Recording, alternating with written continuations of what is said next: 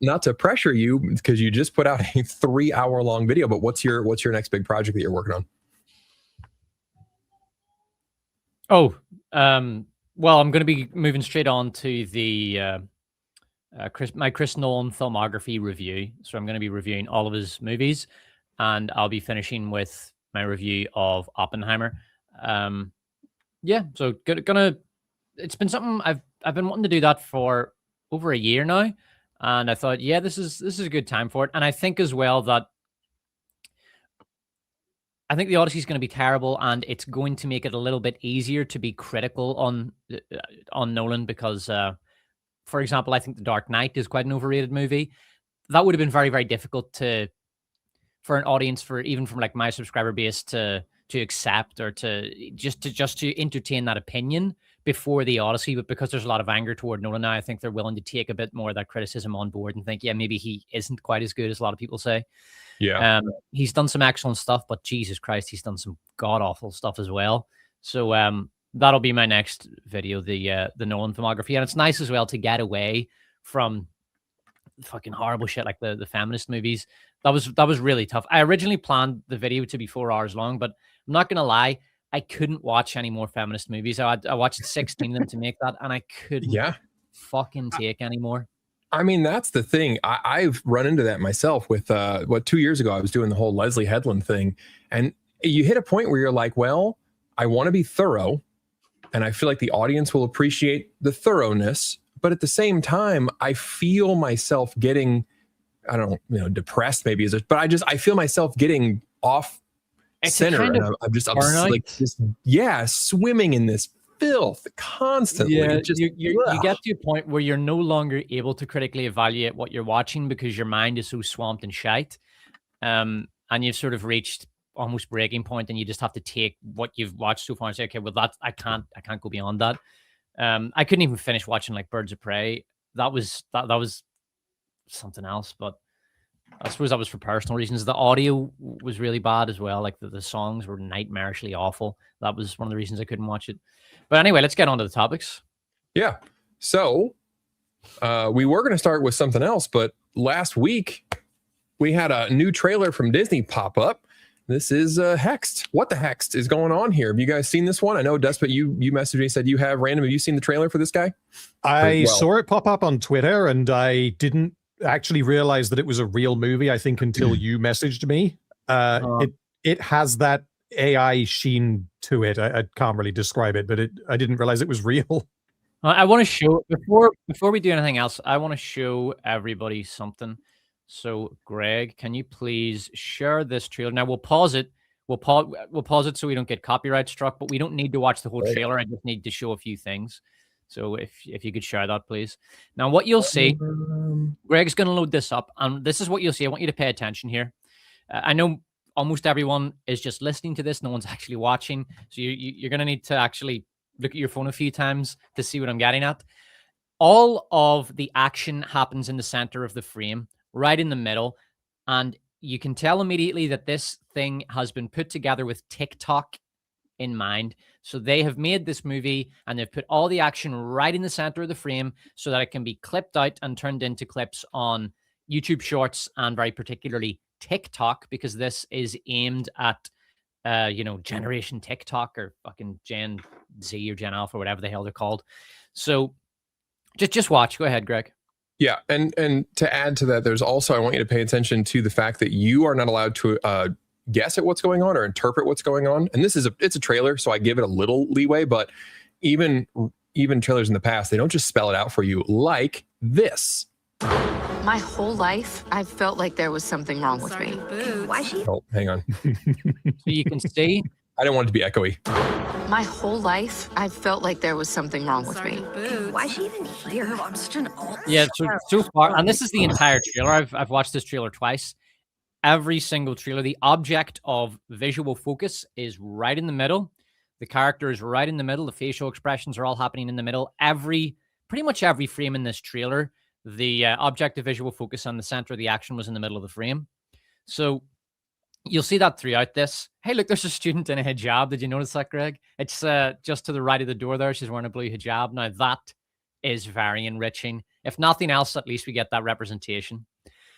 Yeah, this Hexed this was an abominable trailer because there's just so much wrong with it. It's very trite, first of all. So it's the you even saw this in the comments for the trailer. Some of the comments were, so I'm like the weird kid, or I'm not like other girls. I'm different. I'm not like other kids. Some of the other kids might think I'm different. It's that kind of thing. It's very, very cliche. The main character, go ahead and play it, Greg, for a bit. Billy, you owe me You a can just turn the 10K sound off. on why you're a pain in my butt. You don't make me call your mom. So the main character is the adorkable. It's the adorkable Disney trope. So the adorable dork, adorkable. And she's an adorable dork. She's an adorkable protagonist. So she's kind of clumsy, kind of silly, a little bit self-deprecating, not too serious, not too bright. She's the adorkable protagonist. It was the exact same thing in Wish.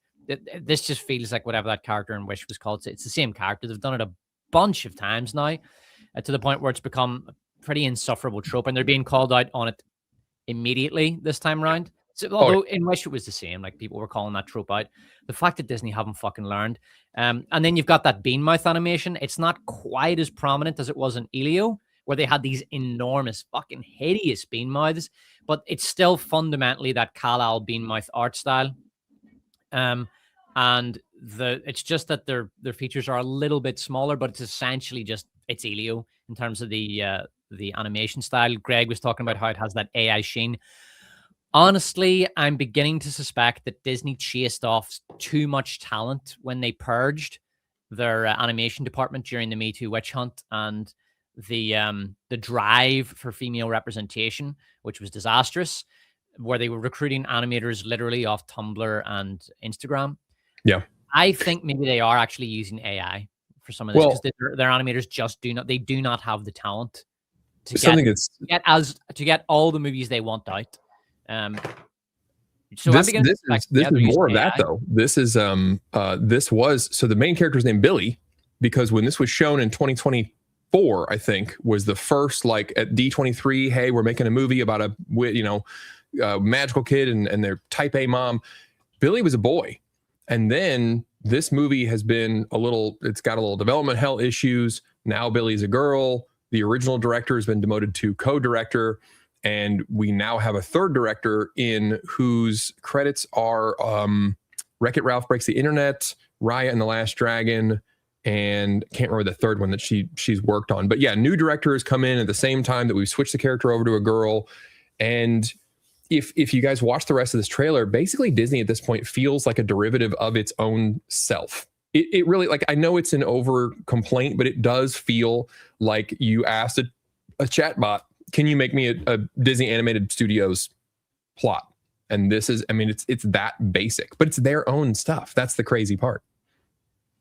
I mean, the trailer opens with the character saying, what is it? I used to think I was weird, or I used to think I was the weird one. Mm-hmm. Like, I think we can all pretty safely bet on the plot of the film being that actually they find out that they're not weird and that it's okay to be weird and they just have to harness their weirdness. Or, there was never anything wrong with you, anything like that. Have you not watched the whole trailer? Because that literally happens at the end of the trailer. Oh, God, no, I only watched the beginning. Oh, man. It's the girl boss character arc whereby she isn't the one who needs to change. It's society that's wrong. And she just needs to accept her inner girl boss. She needs to accept her power and how special she is. It's the same thing that you saw in Mulan, the Mulan remake. The girl boss, there's nothing wrong with her. She doesn't need to change. It's society that needs to change. It's that horrific fucking girl boss character arc. And you're gonna get that here. It's also just plainly a knockoff of Harry Potter. It's feminist Harry Potter. So can you go to the witch world, Greg? Yeah. So she's gonna. Well, hang on. I'm gonna show one quick thing real quick because it's not a huge problem.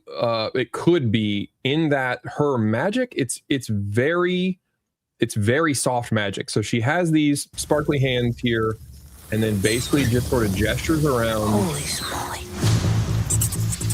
And hang on, I gotta pause it for just a second because I was a little too early. She pretty much just kind of gestures and stuff happens.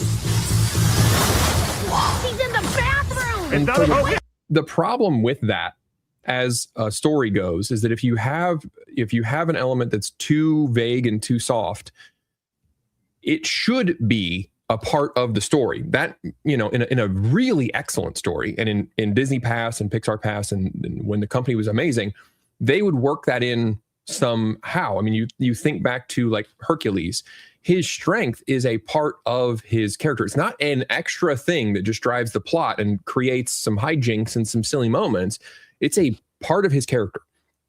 And what we're seeing so far is that this is just sort of, she waves and things happen and there's sparks, and it's not really a part of her character right now, according to this trailer. But here's what you wanted to see. So she gets falls down a literal rabbit hole, and a talking book that looks like Cogsworth and a quill pen interview her, and she says, "Yep, I'm a weird. I'm super awkward. I'm not like the other girls." And they say, "Oh, you're a witch, so welcome to the world of Hex." What the? May your visit be magical. Very Marvel. Close enough. It's got that dated 2010s Marvel humor, whereby it should be. This is what people were complaining about when they talked about insincerity in movies. Rather than just let the moment be magical, when the magical world opens up to her, think about Harry Potter going into Diagon Alley, because it's essentially a copy paste of that, right?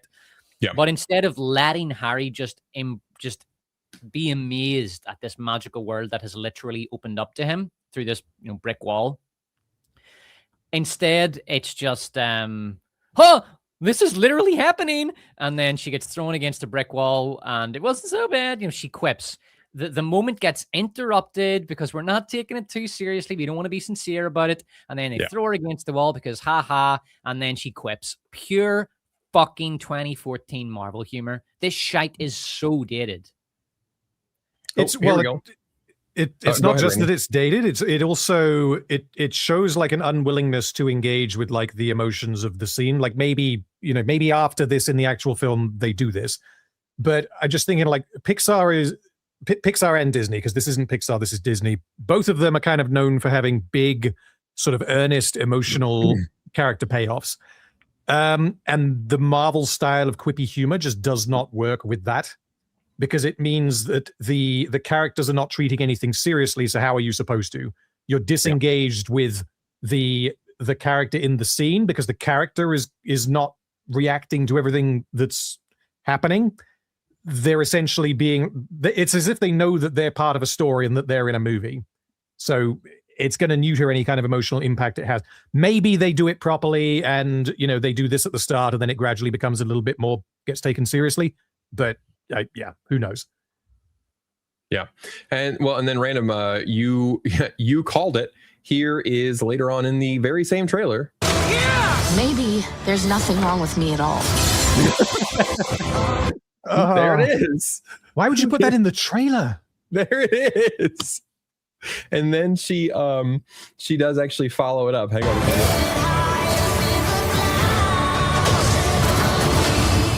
Maybe I'm meant for something more. Of course, so there you have it. It's not a woman, and women are always meant for something more.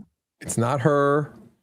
It's it's like, that's the thing, is I fucking hate this spiritual boomerism that you have to be something. Like, you can't just, marry someone nice and have a nice family and just some job, right? You can't do that anymore. You have to be more. You have to be it's always a doctor or a lawyer for some reason in boomer media. But you have to be something big. You have to be an entrepreneur or something. It's like, no. Okay, that's all bollocks. Just it's okay to just have a normal life and just be a normal, happy person and try to raise a nice family. That's the best life that the vast majority of people are ever going to have. Like, and this idea that you should or have to be more, I fucking hate it. I hate it so much. Yeah. It's so that's coming out in November. It's just a trailer. Maybe there's something good in there. What I will say is, I watched it and my wife was like, "Oh, that looks like a lot of fun." And then later the next day, my 18-year-old was like, "Hey, did you see that new trailer for the Disney movie? It looks like it could be fun."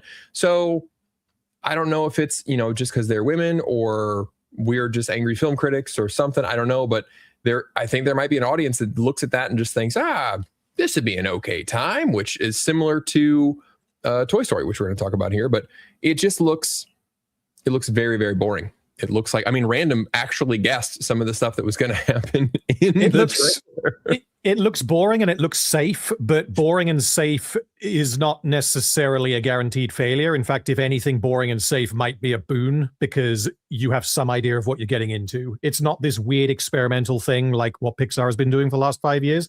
So it wouldn't surprise me if this film does reasonably well, provided it's not absolute garbage. Well, and that's the thing, I think safe might be the best bet for Disney right now, just for a short period to reassure the audience that they are done with what you're talking about. But if they keep going and pretty much just doing what they've always done and basically doing, new Star Wars where we're doing A New Hope over again, and we're going to talk about Toy Story. That was Toy Story 1 all over again.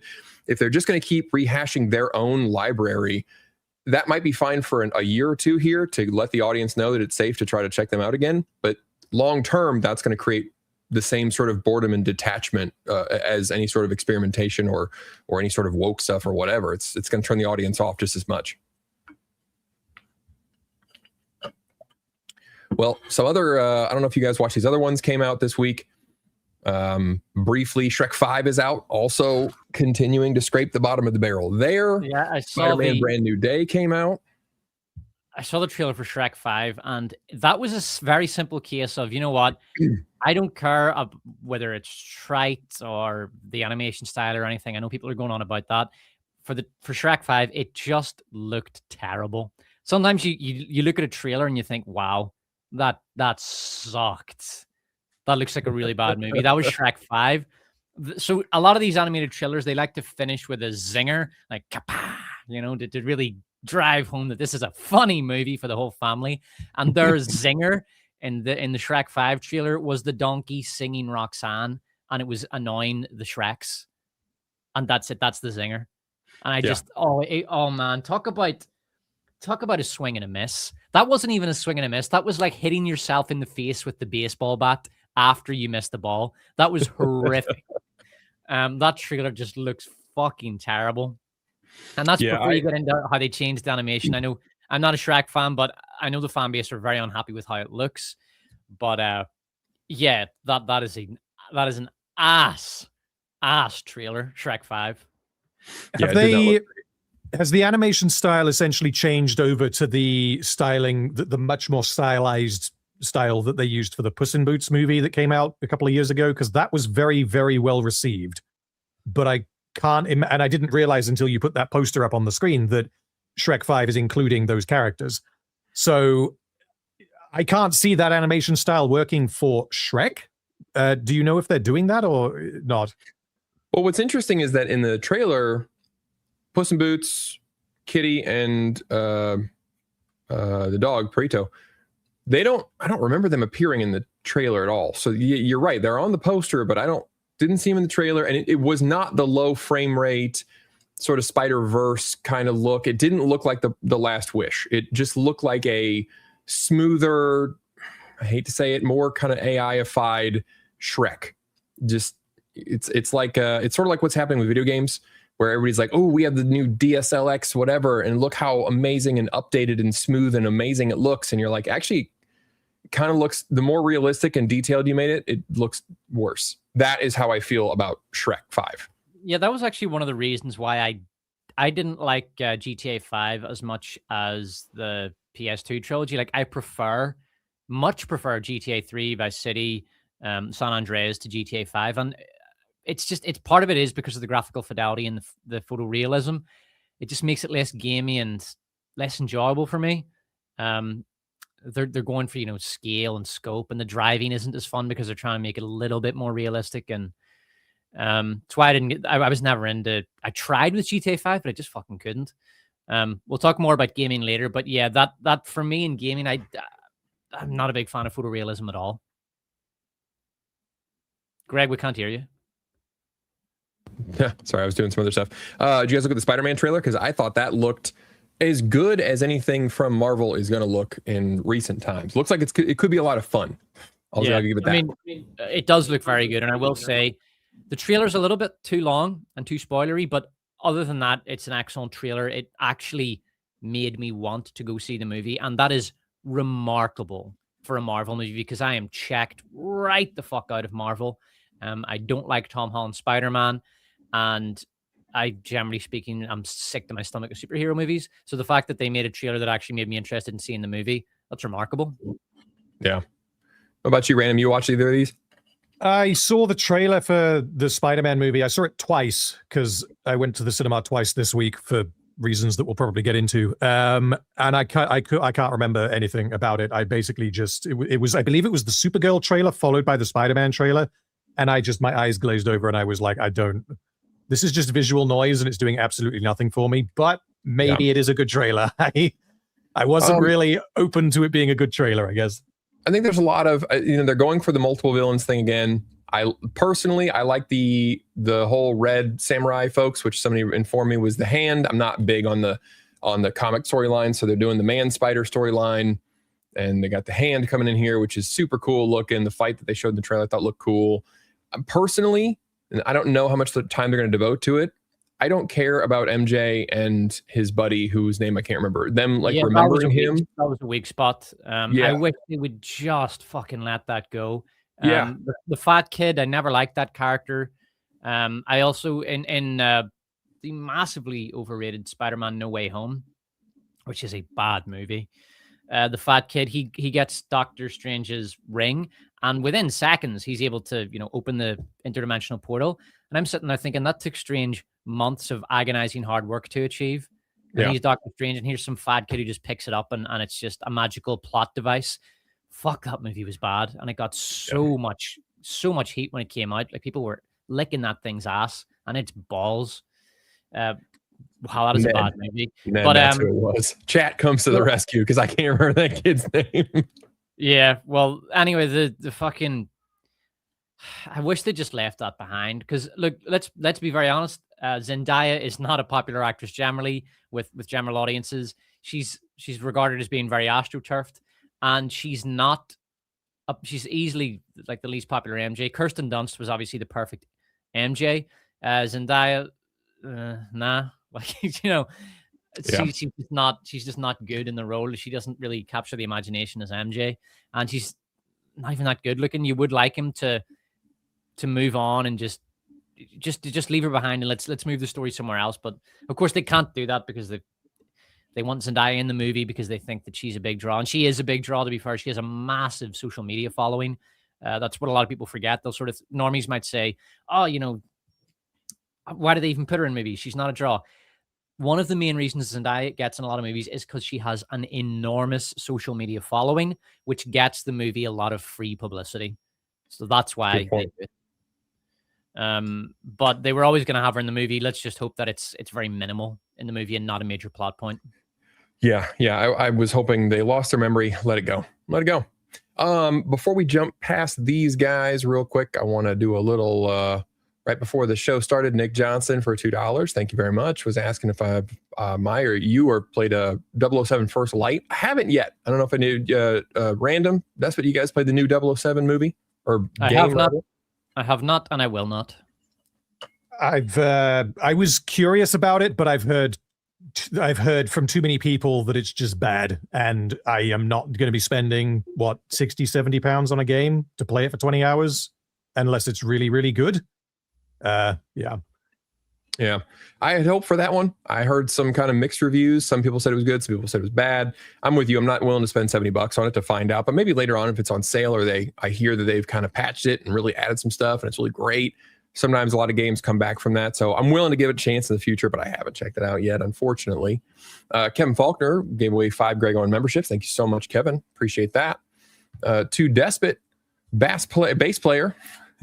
Not the wall one. Bass player 2011 iffy. Looking forward to watching Despot tear Interstellar apart.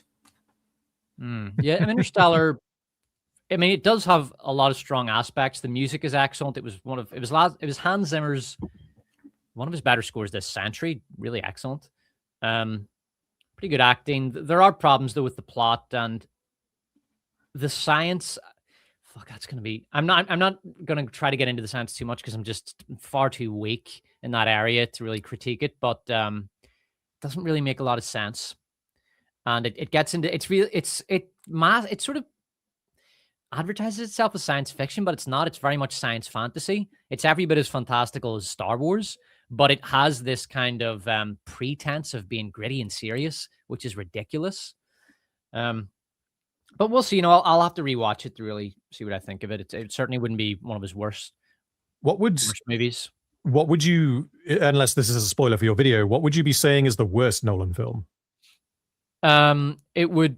I mean, none of us have seen The Odyssey, so it could be The Odyssey. That's looking really bad. But I mean, thus far, I would say his worst is probably Tenet, because it's not only it's not only a horrible mess of a movie, it's also very boring.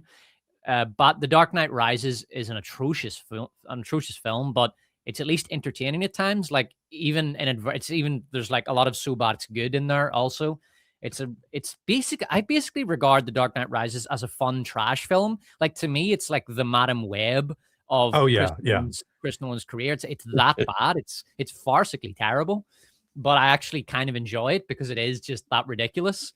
But it's what's even more hilarious is that it actually has the fucking cheek to take itself seriously. But Tenet is just a boring mess. Tenet's awful. Tenet's just hard to, Nolan's real big on making his characters seem confused and overwhelmed. I think Tenet was like his most meta movie yet, because you, the audience, now feel overwhelmed and confused and like you're out of control, like all of his other characters. So in that way, maybe it's his best film. Who knows? There's other problems with it, though. It's not just that. It's that the main lead is wrong. He's not a good actor. He doesn't have any charisma. He's not a leading man. So that was just a very poor piece of casting. The music's shite. A lot of it is just sort of, the music is reversed. Wow. So what an amazing. Do you know, why couldn't they do something creative? Like, why don't we just start in sort of 90s pastiche, and then we'll go back to 80s, 70s, we could reverse it like that, do something a bit more interesting and creative. But let's just reverse it on our fucking on our Pro Tools. Ugh, man, that movie stinks. I didn't like the way it looked visually. I think it used a lot of ugly filters. So much wrong with that movie. I'm looking forward to this one now. This one also for Despot. Hey, mate, love your content. You're proof the Irish are funny, proving Bill Connolly wasn't a flash in the pan. Cheers, buddy. And follow up from Christian Delorme. That's both of these. Being a Canadian, Connolly sounds Irish. My bad. So not Irish. So you're the only funny one, apparently. Thanks very much. We also had, while we were talking about 007, Blue Goose. I just read that out loud. You got me. It's a shame because 007 should be the pinnacle of gaming. I fully agree with that. Mohsin Lala said he played it. It's fun romp, solid 8 out of 10 for 007, I think.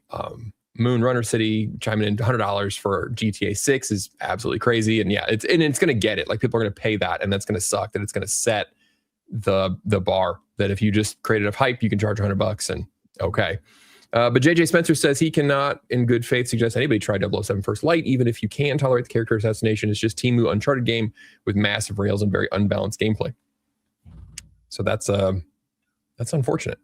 That's unfortunate. I thought that was going to be good. I like Uncharted though, so I'm okay. Like, that is not 100% a negative thing for me, because I'll play some more Uncharted. I'm all right with that, and then I don't have to support Neil Druckmann, so it's all good. This weekend, a lot of movies came out this weekend. I actually covered them a few days ago in a trailer stream, which maybe we should do as a group sometime, because it was a lot of fun. There was, I don't know if you guys heard about this one, The Death of Robin Hood, where you both, Random, you sitting down? Despot's sitting down. I'm familiar with The Death of Robin Hood. I am sitting down. I've seen the poster. That's it's a deconstruction of Robin Hood, a hero that you like. Oh my God. It's wow. a crazy. Who came up with this? You've never seen anything like it. Does it have Taron Egerton in a leather jacket in like whatever year it is, whatever century it is? It's Robin Hood is actually a piece of shit. But the prioress who kills him in literature actually is the one that saves him and does a little send help action where she sort of rubs in his face what a piece of shit he is. So she's really the hero of the movie because I always knew that the true hero of Robin Hood was a strong, powerful woman. Yeah. Also this weekend was a horror movie called Leviticus, which is a gay horror movie about two boys who like each other, but there is a monster that is able to impersonate the thing that you desire most, which for these two boys is each other.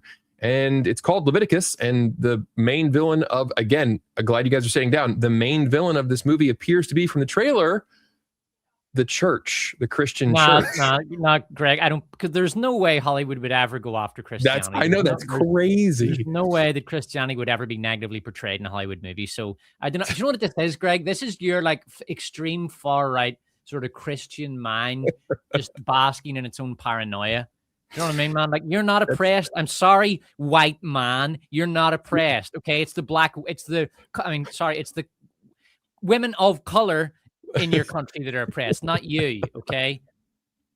That's it is to me. I'm paranoid. From the trailer, it looks as though the church actually, it's like a demon that they summon. This is my guess from the trailer. There was also one called Oh Horizon, which actually looked all right. It was like about AI and a girl that, resurrects her dad in AI. And kind of it spirals out. That one looks okay. I don't know that I'm going to go to the theater for that one. But, sorry, that Leviticus film, I just took in what you just said. That sounds hilarious. So it's about the church summoning demons to trick gay people. I think that's what it seems. That is not explicitly said, but it's heavy that they're in church and they're looked down upon. There's like a scene where they're in a back room and they're being, yelled at about their sins. And then this monster only attacks these two and takes the form of the other when they're alone. So they can't be alone together. So it seems to me that this is something the church concocted. That could be hilarious. Random boys in Indiana from being together. Can they still attend orgies? Because I know that's popular among gay men. Well, it is. Can they still do that? Because there'd be more people, so they couldn't get tricked. I think. Honestly, that might be the solution. Don't be alone. The solution is to have an orgy. Make a throuple. Maybe become like a heroin addict, so that the demon just starts imitating heroin because it's the thing you most desire, or get like a really good video game and start playing that. You know what I mean? Make it a little bit easier on you. Or what about this? That demon could be class, man. So can you actually have sex with the demon before it reveals itself? How does it work? I don't know. Presumably it does for the sake of the argument that you're about to make. A good business opportunity for me. If I could hire this demon and I ask a guy, well, what do you desire most in the world? And he says something like, well, I want to fuck Sydney Sweeney. Say, I got you, bro. I'm going to send a demon your way. That's man, this could have been a great comedy. This could have been a great comedy. Why the fuck didn't they come to me? She said, Des, probably got a great idea. I want you to write the script. I could have made it a hit. But the pinnacle of the weekend, the one that's going to make all the money, unfortunately. Well, actually, I can't say too unfortunately, because I didn't hate it as much as I thought it was. I thought I would. But Toy Story 5 finally came out this weekend. I know Despot saw it. Random, did you get a chance to see this one? This one I have not seen, no. So it's, I know Despot said he was super bored. I was not. I'm in a weird place with this one because I can't hate on it too much, but I also can't honestly say like, but it was actually really good. It wasn't actually really good, but it wasn't the terrible, boring, horrific piece of shit that I thought it was going to be. It is just, it's safe. It's very much like Hexed appears like it's going to be. It's okay. It's very safe. It doesn't try to color outside. It's Toy Story 1 all over again. Everybody's happy, but then a new toy comes in that's going to displace everything, and then it turns out this new toy isn't so bad, and then they work together. So that's the plot. That's what's running off. Well, I know he was bored, so I'll give mine. Went and saw it with all my kids. It was the main problem with this movie is that it's trying to do about 11 different things. It's technology is actually ruining kids, turning them into zombies, and not helping them find friends. But then later in the movie, it does help them find friends. So really, it's just how you use it. And then Bonnie is a freaking just a weird kid. She's just a weirdo. That's part of the problem there. Her parents buy her this toy, but they themselves are on their phones and stuff all the time. They're not engaged. They're just like, man, our kid is really weird and doesn't play with other kids, and she might be autistic, but oh well, I guess we'll just let her figure it out and be sad. So they don't really get involved too much, but they are there enough to make it weird. It's trying to do a thing about, it's trying to wrap up Jesse's story. So there's a whole bunch there that doesn't really need to happen. It's going with this idea about imagination being the important thing of play, but not technology. But again, technology still plays an important role, so it's actually not so bad. Like, it's all over the map. It's trying to do so many things. In the middle of the movie drags real bad because of it, because there's just too many storylines, there's too many themes, too many ideas, and they can't wrap them all up neatly.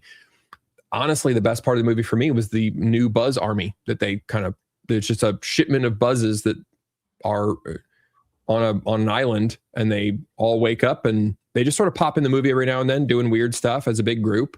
And it's just a big old group of them just chanting together and stuff. That was the fun part. The other fun part was that there was like no Bo Peep. That felt good. That felt good to me. She shows up in the beginning for about 2 minutes, and then she literally salutes and jumps out the window, and you don't see her till the end of the movie. And it feels like the makers were like, we fucked up with Toy Story 4. We're really sorry. She won't be here. We don't even know her anymore. She just don't. Yeah, she's Toy over Story. in the corner. It's definitely better than Toy Story 4, but that really isn't saying much, because Toy Story 4 is one of the worst movies of this century. Yes. And one of the most despised movies of this century. Yeah. So they did take on some of the lessons from that, and it's not even in the same league as that. That was just one of the sort of nightmare works of the woke era, Toy Story 4. I was bored to death. God, I wanted to walk out of the theater so bad. The buzzes, the sort of buzz parts that you like, where you have this army of Buzz Lightyears running around, it was just a toy advertisement. It didn't fit in the movie, but it was one of the more entertaining parts of the movie. That's the problem, is that everything else was so boring. The reason I wasn't entertained by the buzz parts, because I felt, well, I know what they're doing. I know this is just a toy advertisement, and they're trying to find Star Command. They don't really know what Star Command is. They're just kind of guessing. To me, it was just like they were running around like a pack of headless chickens without any real tangible goal. And I knew what was going to happen. They were eventually going to blunder their way into the plot and become a plot device. And that's exactly what happened. Like, I knew that as soon as they showed up on screen. Oh, it's an excuse for a toy advertisement that will eventually turn into a plot device. Obviously, it's a Jesse movie because Disney don't do male leads anymore. Every single Disney movie has to be a female lead now. They just will not ever. There's some people, they talk about how the woke era is over, and it is.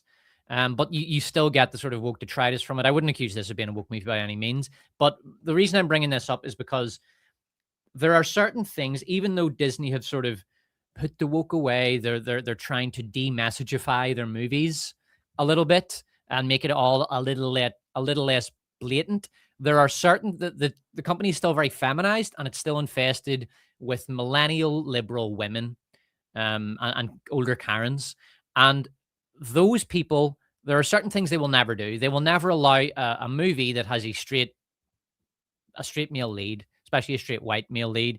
Maybe if it's Elio, it's a gay boy. Okay, we'll let that one go.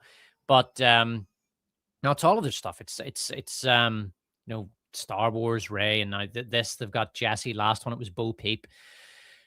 It's always a woman taking a man's place, and in this case, it's Jesse's the sheriff now, and Woody has just been shunted off to the side. Notice as well, there's a scene in this movie where Woody goes to help Jesse, but and this is where the story world is cracking, and you through the cracks you can see the corporate board meetings and happening at Disney.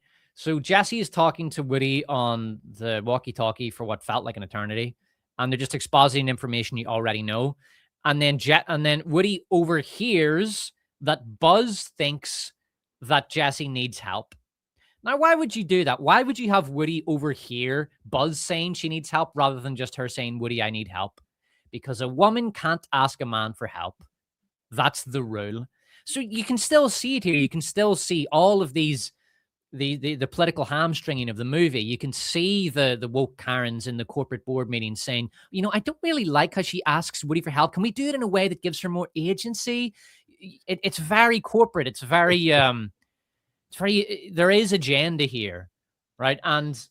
But it's just a boring movie. Like, it doesn't have a villain. There's no villain. The first one had Sid, and by the way, Sid did nothing wrong, but he's portrayed as a villain in the first movie, right? And he's a really fun villain. He's just bursting with personality. He's actually really funny. Said he's a hilarious kid. The way he mixes up the toys and he makes them like that scene where he tortures Woody. So Sid was a brilliant villain in the first movie. But there's no villain here. Like, it's all very flat and dull. There's no good action scenes. There's no fight sequences or anything. The one good action scene was when it was just ripped off Toy Story 1. Like you said, Greg, it's a copy paste of Toy Story 1. And at the end, they all have to chase a big truck. In Toy Story 1, it's Woody and Buzz trying to catch up with the moving truck, the U-Haul or whatever it is. And in this one, they're trying to catch a donation truck, and they want to get the iPad or the lily pad out of the donation truck so they can bring it back to Bonnie. It's the same scene. It's a copy paste. It's just a far, far, far less exciting, shittier version of that truck chase from Toy Story 1. It's so shameless. It's such a blatant plagiarism. And the dialogue's all very kiddie and as you know, Bob type of dialogue. And as you said, the messages are all very confused. First, electronic devices are bad, and then they're not bad. But obviously, we know who the real culprit is here. It's the shite parents. And that was the other frustrating thing here. Like, Bonnie has just been immiserated by her parents, just tossing her the lily pad and saying, right, there you go. And they let her bring the fucking pad to the car, to the breakfast table. Like, I don't know how it is with your family, but I know maybe a lot of families do this, but we don't allow our kids to be on pads and phones and anything. Like, they're not even, especially when they're eating or in the car or something, and they have very limited screen time. Now, fair enough, your family's much older than mine. My kids are 1 and 5, so it's not really age appropriate for them to have pads or phones anyway. But even still, like, the time they're allowed to spend watching TV is limited. Yeah. So I was I was just sort of furious at how shit and lazy the fucking parents were. Yeah. Well, they put the pad in her bed on her nightstand, like right there next to her bed. Yeah, they're allowing her to be on it all day. Now, I'm with you. I don't, it's not at the table. You're not watching a show and eating at the same time. We're sitting at the table talking or whatever. It's like, we'll use it like when we're doing my daughter's hair or something. Yeah. To keep you occupied, watch this while we're doing hair. But no, to just sit around and stare at it, and they're portraying the kids as like very zombified. And yes, the parents come off terribly in this one. But it's like Random was saying with the has-been thing, where there is no, they started with this idea of like technology is evil and it's turning kids bad and it's horrible and it's kids are bullying with it and whatever, but then realized, oh shit, we have to sell the poop toy and we have to sell we can't just have these toys be evil. So technology it's bad when it's bad, but when it's good when it's good though. When the situation is good, then it's a good technology is good then, but only technology is bad when it's a bad thing. So that's, if you guys understand, that's how the movie goes. So it's actually really fun. It's cool. Just look, there's a chase scene. You remember this one from the first movie? And that's pretty much how they wrote this one. It's terrible. So does the movie acknowledge that does the movie recognize that the parents are parenting in a very bad manner, or does it just not? Does it, go into the consequences? Do they learn anything? Not really. There's a few shots of the dad sort of chilling out on his laptop while the kid is on his lily pad. Now, look, I'm not going to pretend that I'm the second coming of Christ. There are times where I'm so exhausted and I still have like housework to do, and I'll quite happily put on an episode of Sesame Street for my kid or something. But it's not all the time, right? It's not like what that dad is doing. He just wants to chill out on his laptop in the middle of the day. Not I wouldn't do that, but Christ, it was frustrating. There's too many things wrong with it. That it's also the passivity of the characters. Woody and Woody goes to help after overhearing, but he becomes a very passive character, and him and Buzz, double each other's functions in the script. So they're sort of canceling each other out, and they don't really have. They try to generate a little bit of animosity between Buzz and Woody, but it doesn't work. So they have no real chemistry together. Like, how do you make Woody and Buzz not have chemistry? It's an impressive feat of incompetence. They're very dull and very passive. Even Jessie, despite it being her movie, she's quite passive. The plot just picks her up and puts her to where it needs her to be. She finds some characters in a drawer by sheer chance. She is pulled off to her old home by sheer chance. She tries to escape, but is pulled back by a horse by sheer chance. It's just the plot constantly pulling her to where it needs her to be. It's very, very lazy, and it's all very passive. It's I think Toy Story 5 is going to go the way of Spider-Man No Way Home, The Force Awakens. Pretty good reception initially, but I think people are going to realize how bad this thing is in time. Although, as I said, it's never going to be the despised movie that, say, The Incredibles 2 or Toy Story 4 is. Like, those are villains in the Pixar catalog. Toy Story 5 is not that. It's not a villainous movie, right? Yeah. It does have some redeeming aspects, and I can accept people basically liking it. Like, you're allowed to enjoy this one. I'm not forbidding that. I think it'll be interesting to see how much money this one makes, because even though 4 was terrible, 4 was incredibly successful. I'm kind of surprised it took them this long to make 5. Given that they obviously don't care about just letting the story be done, because they made 4 after 3. So yeah, maybe this will be the highest grossing movie of the year. I have no idea. Maybe, I mean, I don't know. Will it beat The Odyssey? It does. It does. It was 310 million this weekend. Looks like estimated. Yeah. So it's already off to a great start. It'll be $1 billion. I mean, the word of mouth's good. People seem to like it, and it's already made a ton of money. It'll easily do $1 billion. And it's a big summer movie. Families like it. It's all very safe. There's no political problems, and there's no nasty shit in here. There's even some wholesome scenes where, like, Buzz marries Jessie, and that's nice. So there's things here to like. It'll make $1 billion. I agree with you that it will be one that we'll look back on and we'll think. I don't think anybody's going to hate it. I don't think it'll be quite to the level of like a Spider-Man where we'll realize, like, oh god, that was actually shit.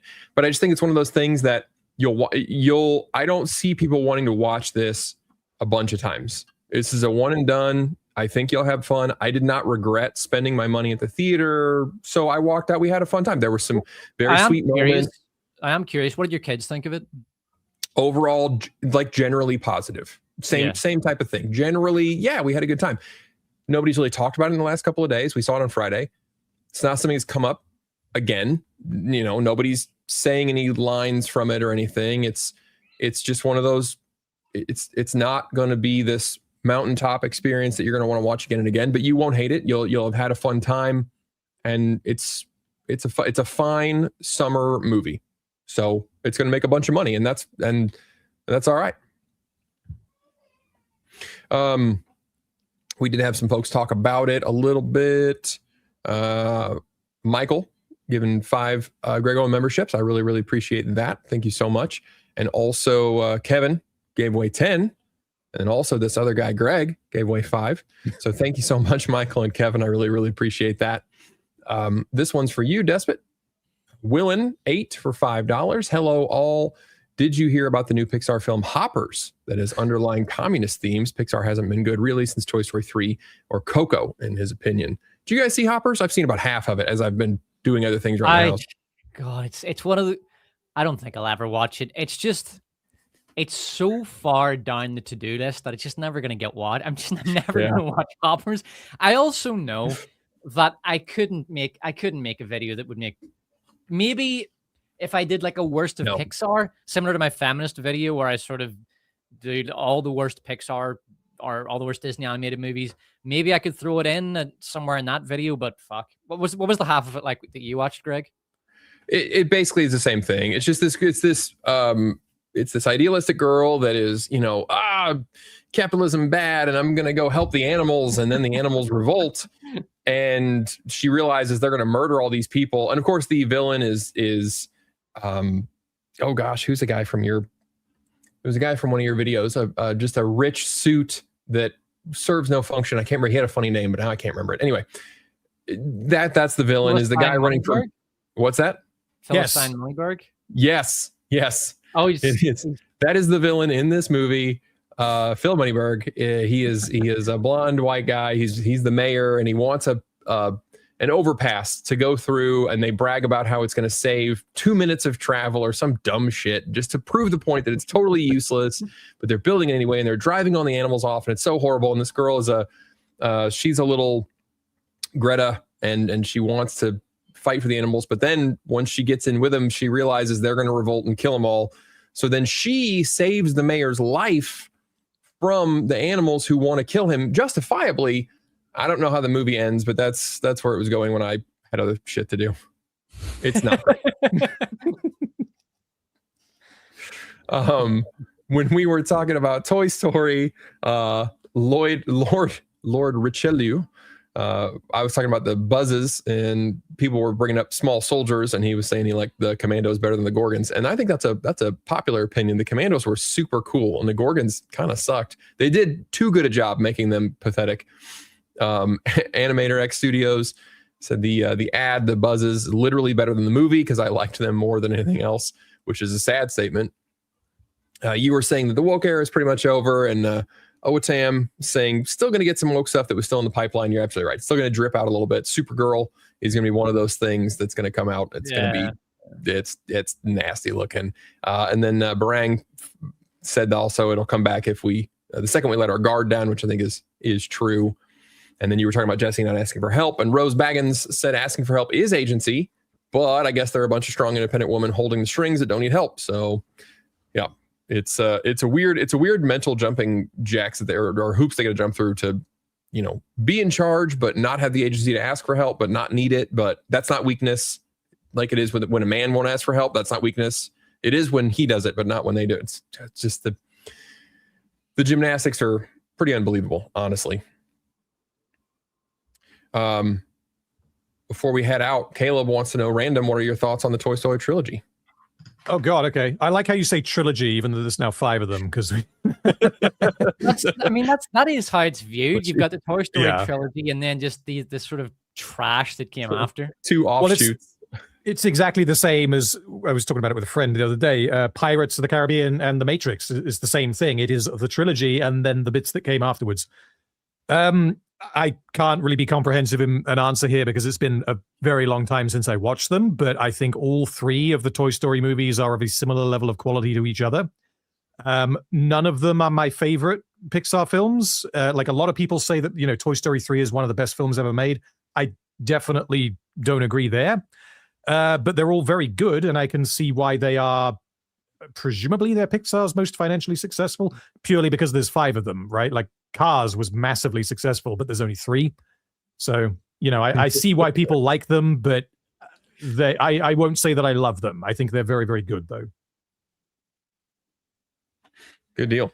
Yeah, I'm interested. They said that they are going to make a 6th movie, and it is going to end Bonnie's story. Not that anybody gives a shit about Bonnie, but it's going to end Bonnie's story, and I guess Jesse's, and I don't know. Then there'll be Toy Story 7. Who knows? But a couple of weeks ago during the Summer Game Fest, speaking of a lot of the male heroes getting replaced with female heroes, we had yet another tick in that column of, especially with Sony, all these popular franchises. They're like, you know what we should do? Nathan Drake? Nah, we need a chick in there. We have Last of Us? Nah, we want to have that all girls now. God of War? Kratos? Nah, let's talk about his wife. So did you guys see the 20-minute gameplay? Because they had like a full 20 minutes of game, the beginning of it. Did you watch part of it? Part of it, yeah.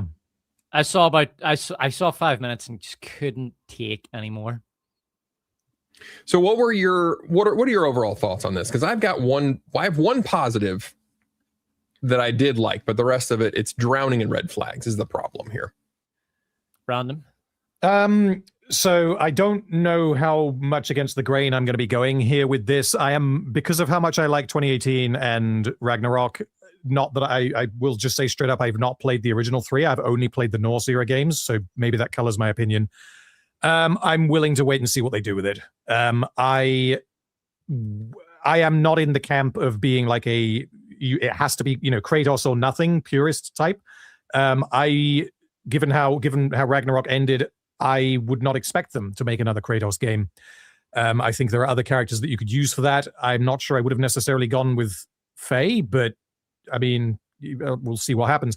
What I don't like, and what I think has the potential to cause problems, is that 2018 is essentially, because Faye dies like right at the beginning of 2018, and the plot is about let's dispose of her ashes as per her final wish, which is like that is ingrained into the plot of 2018 for like very specific reasons why she wants them to do that. And I don't like how both of those games are basically about Kratos and Atreus mourning the loss of Faye.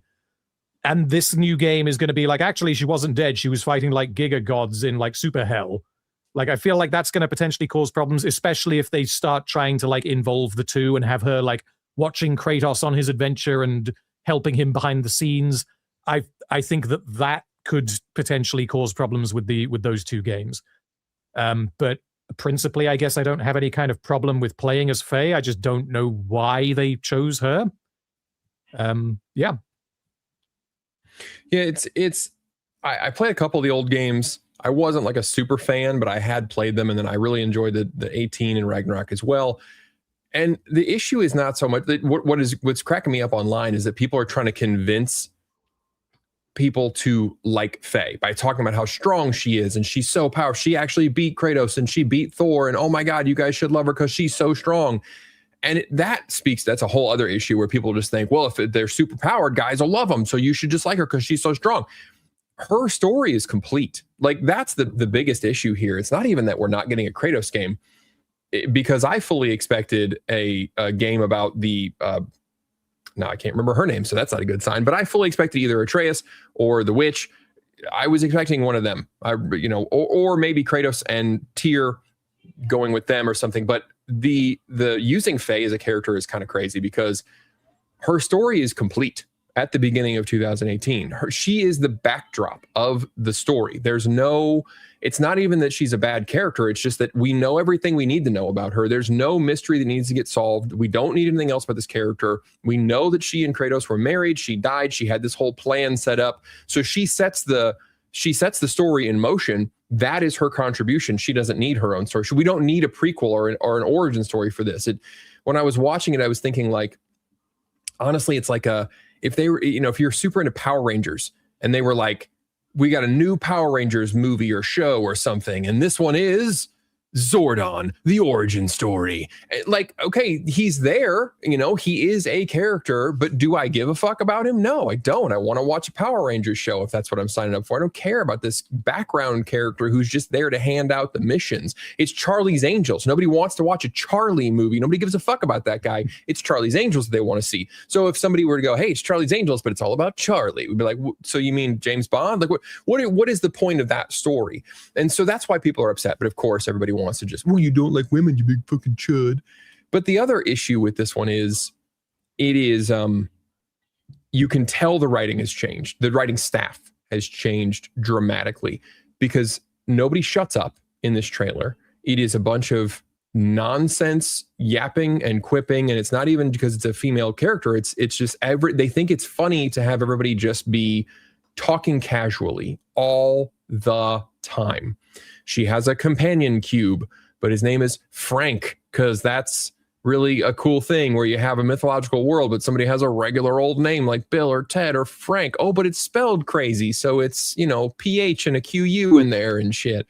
And then there's a sword, a talking sword. Oh, wait, no, it's not a talking sword. It's the ribbons of the sword. Isn't that so quirky and different? And there's a derpy little lizard. He's like a heckin' little pupper. He's a doggo that you get to chase after. So it's that kind of dumb shit that is put in here that makes the writing sound atrocious. And you're gonna have to interact with that the entire time.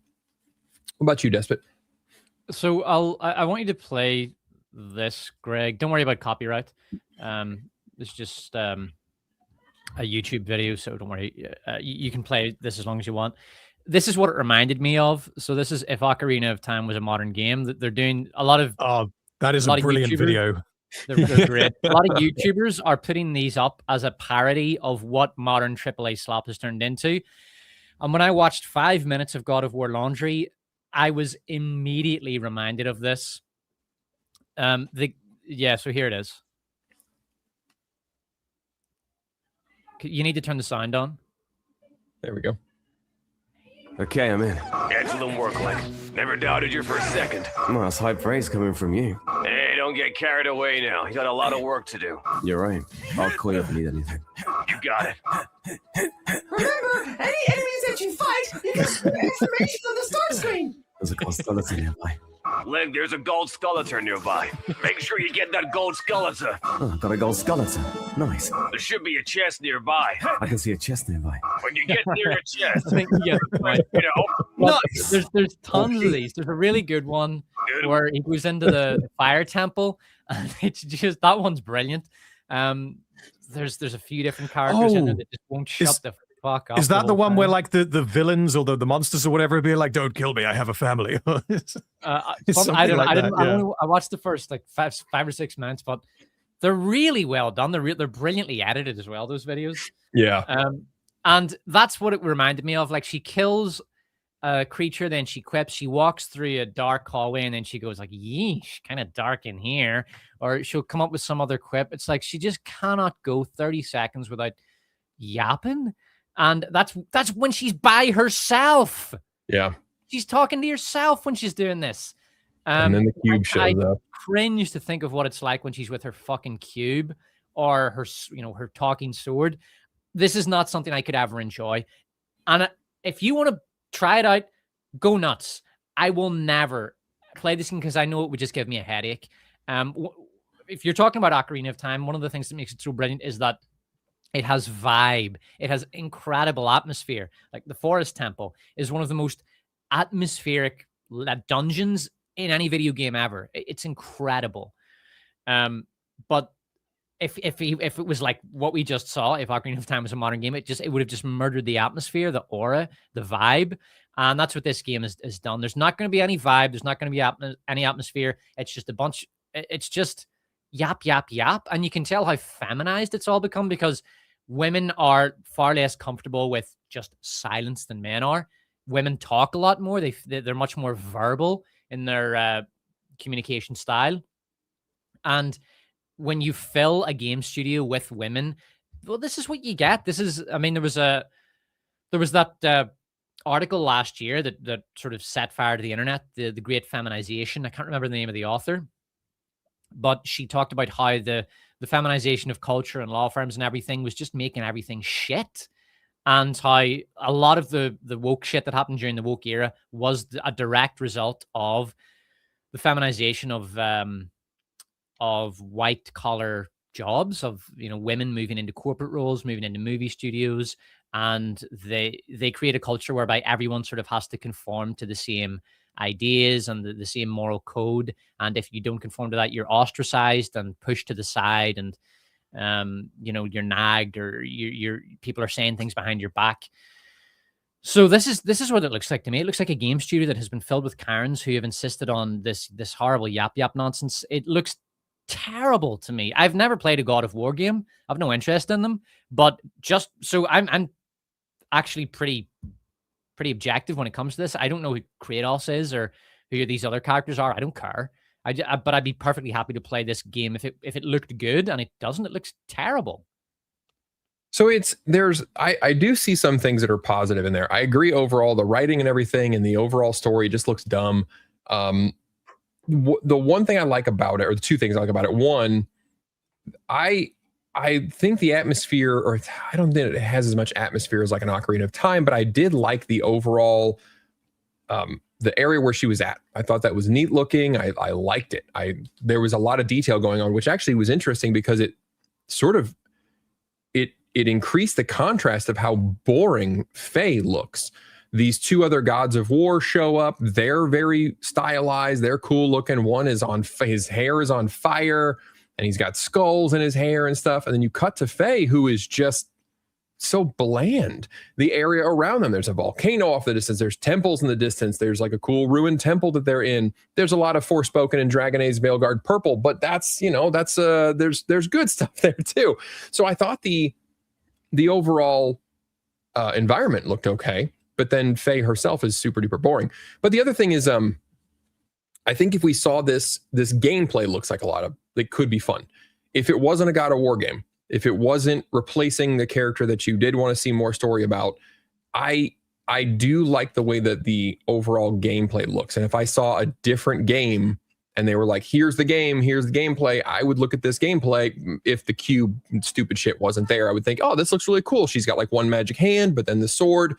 So you're going to do combos. There's a lot of aerial flipping and juggling and stuff, as opposed to the more slow, methodical, super strong type combat that you see with Kratos, which fits his character. So if I just saw that type of combat and I was removed from the fact that it was a God of War game, I would look at this and I would think, oh, that looks like a lot of fun to play. I like the pace of it. It looks pretty cool.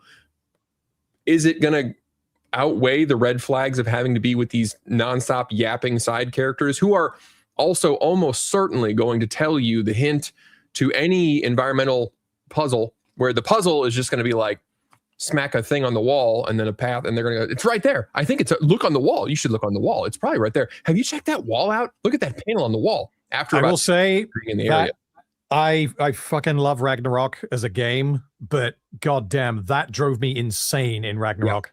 Yeah. I wanted to kill Atreus. He wouldn't shut the fuck up ever. It is, yeah, it's the worst example of that I can think of. You know, you'll be looking at a puzzle and maybe, no joke, because there is an option like slider. Do you want frequent hints or less frequent hints? And I was like, well, let's go for less frequent because I don't want too many. Less frequent is like after 30 seconds or so. Yeah. The game just gives you the answer to the puzzles. And there is a mod you can install on the PC at least that removes them completely, which I am going to do when I replay that game. But yeah. Yeah, it was constant. So yeah, I think I thought the overall combat looked like a lot of fun. I liked the other character she was fighting, the flame guy. He looked pretty cool. You know, the giant panther, that feels a little bit like we're trying a bit too hard to awe you with this super cool mystical world, but it still might work. But the cube, the fact that we've just ditched Kratos, the fact that nobody will shut up, that's going to make it hard to enjoy that game. Even if it is cool looking and plays well, it's going to be tough to get over that writing. And that's a core part of the game. That's bad. That's bad writing. All right. Before we talk about some games some more, which talking about what we are playing, we got $5 from Stetson Elam. Thank you very much. As someone who isn't into God of War, said his favorite part of the God of War uninterrupted gameplay demo was that all the cutscenes interrupted the gameplay. Yeah, it was half that 20 minutes was just her walking around or talking, or there was very little gameplay in that gameplay demo. That's a very, very good point. So speaking of games, let's move on to a little section called What Are You Playing? Because there's lots to bitch about, but there's also lots of fun to be had. So Random, do you have any footage of games you've been playing? Well, I've been kind of playing a little bit of a mix between like some older stuff and some newer stuff. You guys familiar with Warcraft 3 at all? You play it before? Oh, yeah. Yeah, because I assume that you know that essentially what Blizzard did a while ago is they replaced Warcraft 3 with the Reforged edition, which was horrendous. It was meant to be like a HD remaster, like from the ground up, but it changed dialogue. It didn't work properly. It crashed, and it replaced the old version of the game. So if you owned the old version of the game, you couldn't play it unless you had the exe file downloaded. About a month ago, I don't know if this was deliberate or not, but they added the original version, including the Frozen Throne expansion, to their launcher. So I was like, well, okay, then I guess I'm going to replay this game that I haven't played in about a decade. And Warcraft 3 is really, really, really good. I really like StarCraft 2 as well. So like which I'm also replaying at the moment. The way that Blizzard handles like its strategy games and the way that it tells its stories, even when the stories aren't great, in one of the StarCraft 2 expansions in particular, I don't know. I just find it really, really engaging to play. It delivers the story in a really interesting way while you're actually playing what is just, a strategy game where you have to build the units and kill your enemy. Yeah, Warcraft 3 is great. Apart from that, I've been chipping away at Cyberpunk, trying to play the expansion on that. But the issue I'm running into with that is that the game likes to do this come back in 2 days thing. Like, go off and do other stuff in the game. Really? And we'll have a job ready for you in 2 days kind of thing. It's not like get 2 days of real game time. So I could just wait for 2 days in the game. But I don't want to do that. I kind of want to treat it as if I'm not just skipping time to get to the story. Yeah. So yeah, I'm kind of on and off with that. Apart from that, one game that I did play to completion very recently, which I loved it, was the Resident Evil 2 remake. I'm kind of going through the Resident Evil games in a strange order because I started with 7. And yeah, 2, the remake of 2 is by far the best one that I've played so far. It is brilliant. It's definitely one of the best horror games I've played, and it's up there on like my favorite games lists at this point, I would think. Really, really, really good game. Apart from that, is there anything else that I've... Yeah, there's nothing else that I've played like all the way through or put any significant amount of time into. I've been playing a lot of Wingspan, the like board game, tabletop game. I've been playing that with my wife because I own the digital version, but that doesn't really count because it's just a board game on the computer. I did play Resident Evil 4 remake, and I really enjoyed it, but the problem I made was I played it on hardcore because I'd played the PS2 version and I thought, yeah, I can fucking do this. And it got to a point where I actually wasn't having much fun because I had various weapons that I wanted to use, like the big handgun that fires a massive blast and you can blow the enemies apart. But I because I was having to use my resources so sparingly, I could never manufacture ammunition for it. So I literally had this weapon that I really wanted to use for 2 fucking hours, running around with it, and never was able to use it. And I thought, I'm just not having fun, like on this difficulty setting, because it's I'm just not good enough for this. I can't use all my weapons. I never have enough ammunition. This sucks. So I stopped. If I do replay that remake, I'll have to play it on an easier difficulty. I know it makes me sound a bit like a noob, but it wasn't that I couldn't complete the game. I was up like 2/3 of the way in. I could probably have, forced my way through and finished the game even on hardcore, but I just wasn't enjoying it. And I do think it was the difficulty setting. Yeah, I get that. Despot, what are you playing, sir? Oh, hang on. So this is a 4X game called Command and Conquer Tiberium Wars. This is from 2007, and this is an excellent game. This is one of the best 4X games I've ever played. So basically, you can do the story mode where you can play as Nod, and Nod are red pilled and based. They're the best faction. They're the good guys. Or you can play as GDI, who are the sort of soy, liberal world order, post World War II type order. That's them. That's GDI, and GDI are the bad guys. So I always play as Nod, but Nod are also just a better faction. You can also play as Skrin, who are aliens, and their goal is to just wipe out everybody and take over the Earth. Skrin I hate playing as Skrin. They're too difficult to play as. Anyway, so it's a brilliant game, and your gameplay falls into 2 categories. So you've got macro and micro. So your macro is your tactics and strategy. And I'd say I have good macro overall because I can beat all of the maps on hard. So I don't bother with the story mode anymore. It's too easy. Couldn't be bothered. But it is fun. And you do get, there's some, actors that you'll recognize from like Starship Troopers or Battlestar Galactica. If you've seen that show, you'll recognize some of the actors in the story mode. So that's fun. But really, the story mode is almost like a tutorial. The real challenge of the game is the maps. So I've beaten all the maps on hard. And then after hard, the next difficulty is brutal. And brutal is it is exactly what it sounds like. It is brutal because your opponent has a handicap. So the computer, the CPU opponent he gets double Tiberium, so double resources, which means you have to either have a very good strategy that forces him to waste a lot of soldiers, you have to target his harvesters, or you have to win very, very quickly. So the game you're seeing here is actually me losing on brutal against one CPU opponent, and it's because I don't even think my strategy was particularly good on this map. My strategy was basically take a Tiberium spike, try to take as much Tiberium as I can, as quickly as I can, and build up a huge infantry force. They'll hopefully break against my infantry defense, and then I'll be able to smash them in a counterattack. That always works on hard, and it can work on brutal if you do it very, very quickly. Usually it doesn't. Depends on the opponent, especially if it's not going to work. Another tactic for Brutal is to try to get the center of the map. It depends on the map, but you find the resource-rich areas of the map. You try to hold it. You prevent the CPU from getting it. You build tons of infantry early on. You're not going to be able to overrun their base with infantry on Brutal, but you then build airstrike facilities and you strike, you strike down their most important buildings with your airstrike group, and then you finish them off with your infantry. So that's another one that works on Brutal. But I've only beaten about 5 maps on Brutal. I can't. And here's the really beautiful thing about this game. So on Brutal, if I was tired, I just couldn't beat the fucking thing. Even on maps where I'd already won on Brutal, I still couldn't beat it on Brutal if I was tired, because you can probably tell just looking at this footage, it requires an enormous amount of focus and concentration. You've got many different things going on at once. You've got all of these strategy priorities.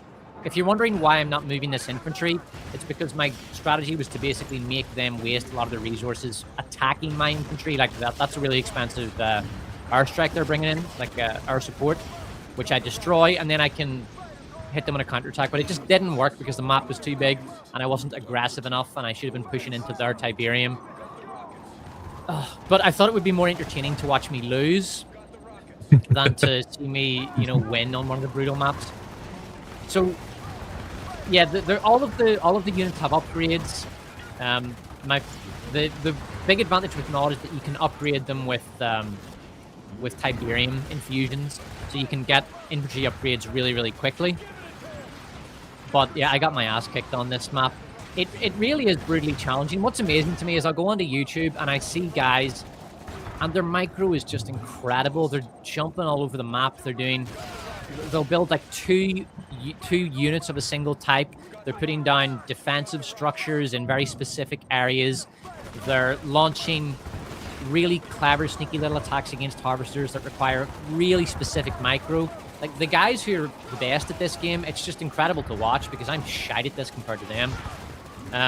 But yeah, this is me trying to launch my big counterattack that was gonna, overrun their base, but it just didn't work. By this time, they had too much Tiberium. I hadn't attacked their harvesters. I hadn't challenged them enough. They had too many resources, and Greg, can you finish, sort of fast forward a bit if you want the satisfaction of seeing me completely overrun and destroyed? So this didn't take very long. I was done in about 7 or 8 minutes. Hold on, this is me being defeated. So yeah, they just destroyed my entire base fairly quickly and finished off my infantry, and that was me. Hold on. Let's watch me lose. Can you play that, Greg? I think. There we go. Yeah, but it's a really fun game. It's very, very challenging. You will find, that's the other thing, the difficulty curve is great. You'll find hard. Hard is, it's difficult at first, but once you, I was actually fighting GDI there, the bad guys. Oof. Once you figure out, and you can see the graph there, the Brutal is in orange, and they surpassed me after about 3 minutes, but in resources, it took them less than a minute before they're away. So anyway, it is a really fun game, but it's also kind of exhausting. And I don't know if it's because of the age I'm at now, or because I just don't have the time for it, or by the time I sit down to play this game, because I'm a dad and I'm working all day. So by the time I sit down, I cannot take this fucking game anymore. Like, at that time, it's just, you have to be so focused. Like, if you lose concentration for 10 seconds, you've lost the entire map. You've lost the skirmish. So it's really interesting because it's the kind of game that I loved when I was in my 20s and before I was a father. But now I just can't take these fucking games anymore. They're exhausting. They are. You got to be on top of them. You got to remember all your F key groups. You got to build macros to play effective. Like, you're locked the fuck into an RTS.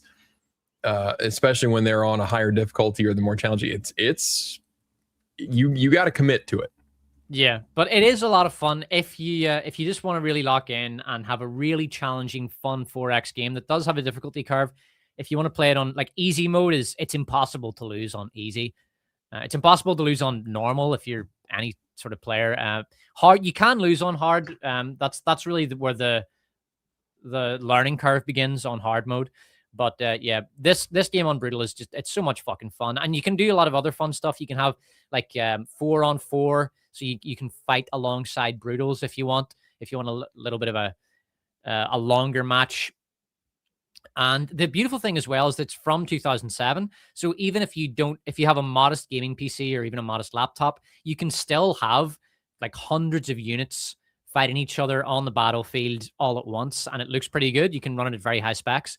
So it's a hell of a lot of fun, this game, but it can be quite exhausting. Don't play it. If you're going to play brutal, don't play it tired because you'll just lose. You're just going to get sad. Well, this week was Next Fest on Steam. So there was one demo that I was so excited about. And that is Order of the Sinking Star. It's a puzzle game from Thekla Studios, makers of The Witness. And I was really excited about this one. I actually streamed it. That's what you're seeing here. I streamed it the other night for a couple hours.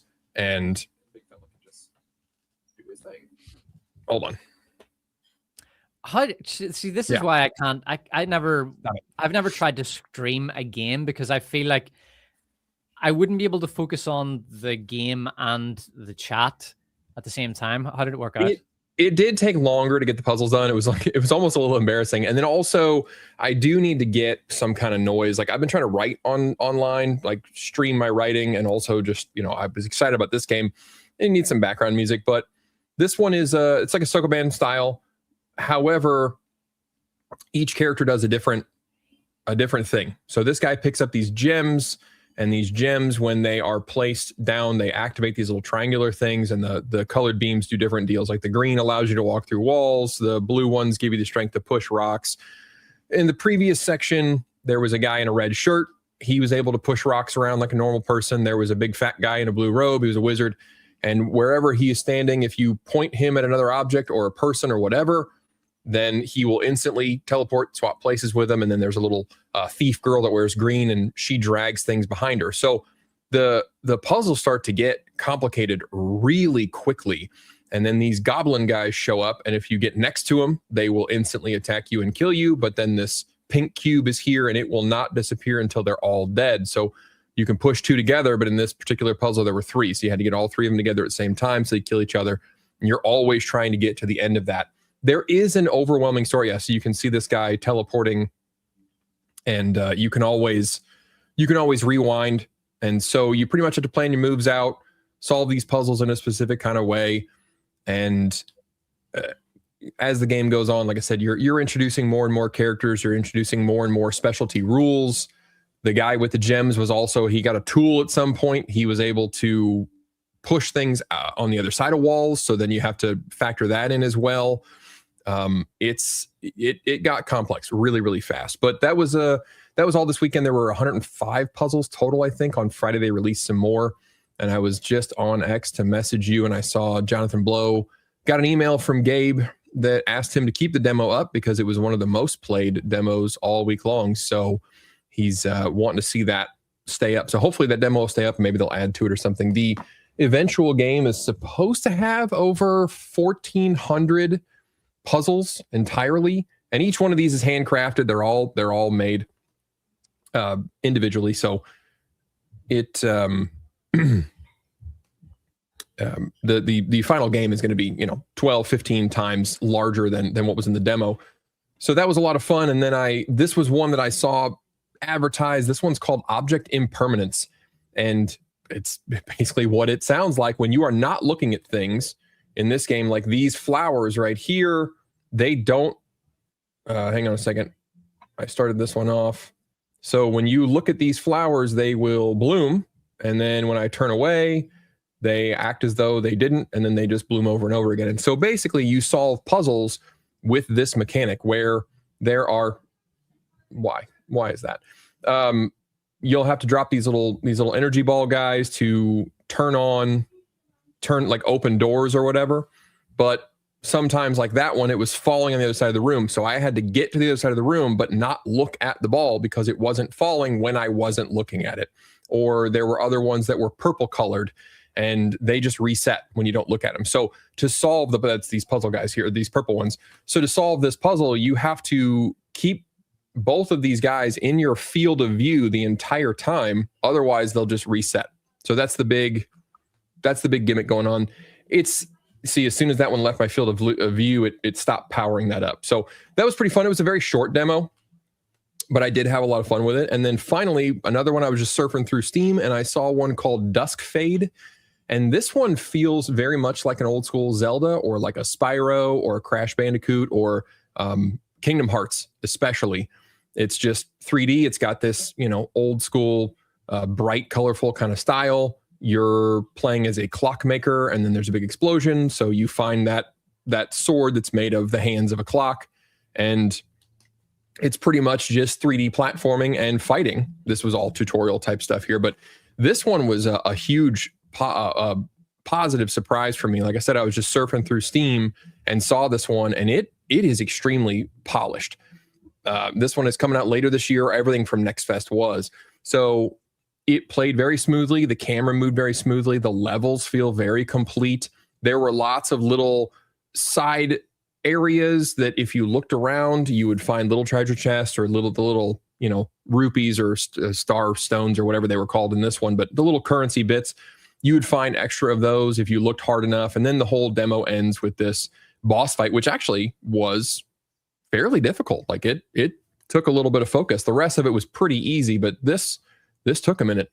So this was a lot of fun. That one's called Dusk Fade, and that one's coming out later this year. So it was a fun week. I was going to play some more yesterday, but unfortunately had to go to the hospital yesterday. But yeah, Order of the Sinking Star, Dusk Fade, and Object Impermanence. A lot of fun stuff. Cool. Yeah, that second one in particular looked pretty interesting. It just reminds me of things like Portal, where you just come up with one very, very simple mechanic, and then that just opens you up to like a whole world of different like types of puzzles that people haven't seen before. Yeah. It'd be interesting. Yeah, you can get real creative with it. I'm interested to see where they go with that. But next up, we have I just watched this one today, and I was bored out of my fuck. Steven Spielberg said I was going to question my religion and everything that was real, and I was questioning what the fuck I was doing with 2.5 hours out of my day to watch this absolute boring garbage. But you guys go with it. You'll probably be more entertaining than I will, because I'm just pissed at this point still. Fuck, Ron, did you see it? I did. I watched it with 3 other people, and all 3 of them said afterwards that if it wasn't for me needing to watch it, they all would have left during the film. It was awful. I saw your post, Despot, saying that it was the worst Spielberg film, and I was like, is that a bit hyperbolic? Is it actually going to be worse than Ready Player One? It is definitely worse than Ready Player One, because at the very least, Ready Player One is entertaining. I really do not like that movie, but it is entertaining. I don't know that you can spoil it, but don't, if it's been out for 2 weeks, if anybody was going to see it, they should have seen it by now. So spoil the shit out of it. Here, lads, spoiler, don't watch it. There you go. There's your spoiler. There it is. Fuck me. You can't watch it. Like, I swear to God, staying in the cinema, actually remaining in my seat was so difficult. Like, do you know, this is actually true. I was looking forward to getting up to take a piss because it meant that I could do something. I could like walk a bit, walk up the steps and walk up the stairs and hang out in the lobby for a minute after my piss. Like, I was actually thinking about that while watching this. That's how fucking bored I was. Jesus, it's so bad. One of the things that I didn't, because the opening maybe 5 minutes or so kind of had me like, okay, let's see what happens. Because the part of what makes the film so fucking slow and boring is that it is constructed around a mystery that it then drags on for way too long. Yeah. So at the beginning, you're like, okay, some weird stuff's going on, and I want to know why. Yeah. But then they also do this really cheap thing that I couldn't help but notice, where Emily Blunt's character, weird stuff starts happening to her, and part of the mystery is what is wrong with her. And there are a couple of possibilities based on what you've seen until that point in the movie. But what I thought was pretty cheap is that before the weird stuff starts happening to her, she is already shown to be pretty quirky and weird and exaggerated in certain mannerisms that she has. She is a bit of a weird person. She is not normal, which means there is much less of a contrast between her before this happens to her and afterwards. And it felt to me like that was just the writers trying to throw the audience off by, giving us like a red herring of, oh, is this just her normal behavior or not? Or like, when did the weirdness start? And yeah, it felt cheap. Basically every character in this movie is an idiot of various degrees. And I don't know about you guys, but I think the funniest moment for me, there is this like evil corporation that wants to kill the main characters before they release very, very top secret information and leak it onto the internet. They want to kill them to stop this happening. That is made very, very clear. Oh, and yeah. They just constantly. Yeah, they shoot at them constantly, and then they have multiple opportunities to just kill them, and they don't. It's very strange. But the funniest part of the movie for me is when Emily Blunt walks past a bunch of people by being like, hello, I know your dead parents. And they're like, oh, okay, well, in that case, you can just leave this high security facility. Like, because that's how that works. And then she's driving away from them. And one of the evil, like, military men, like, follows her, and he's got the jump on her.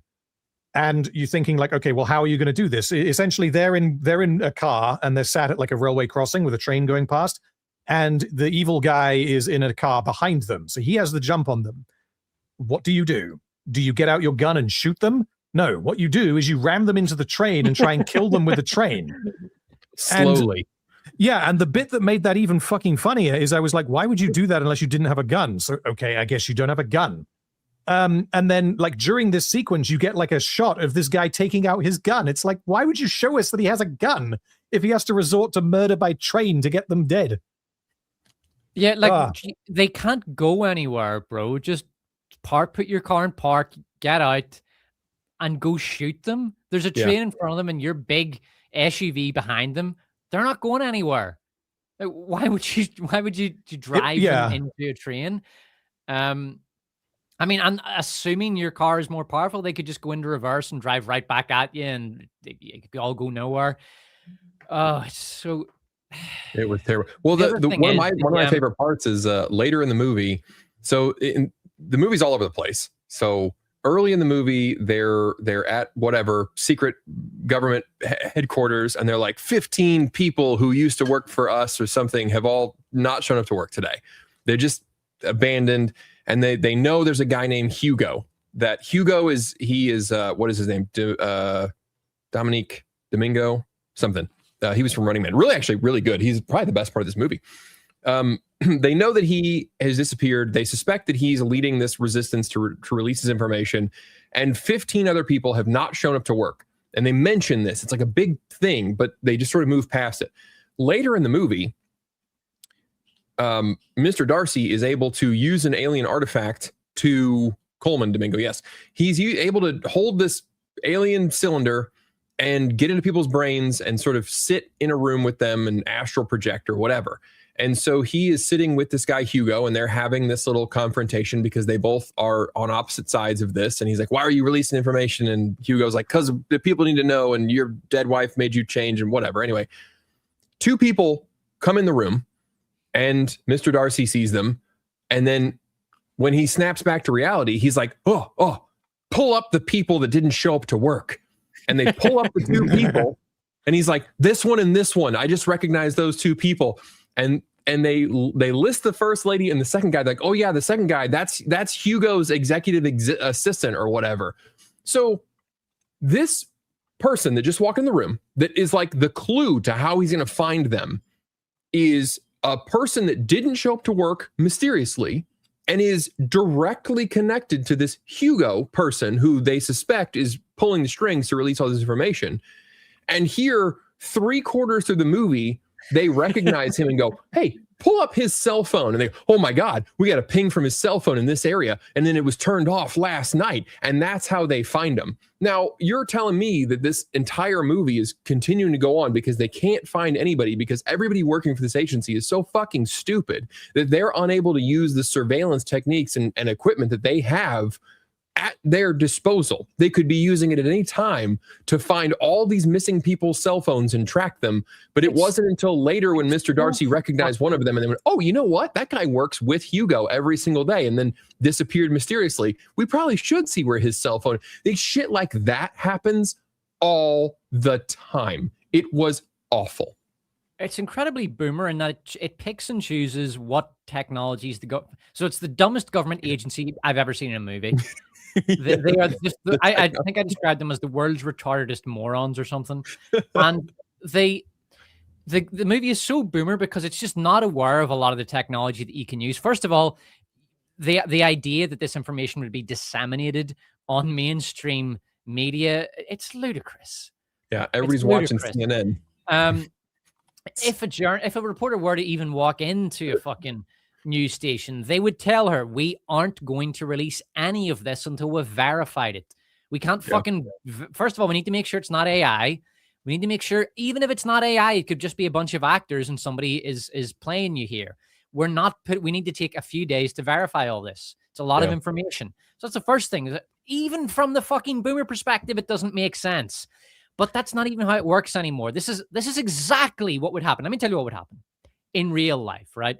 So the guy, the main guy who, whatever's fuck, we'll call him Roy. So Roy gets all this shit from the company, and he's like, I'm gonna upload it to the internet.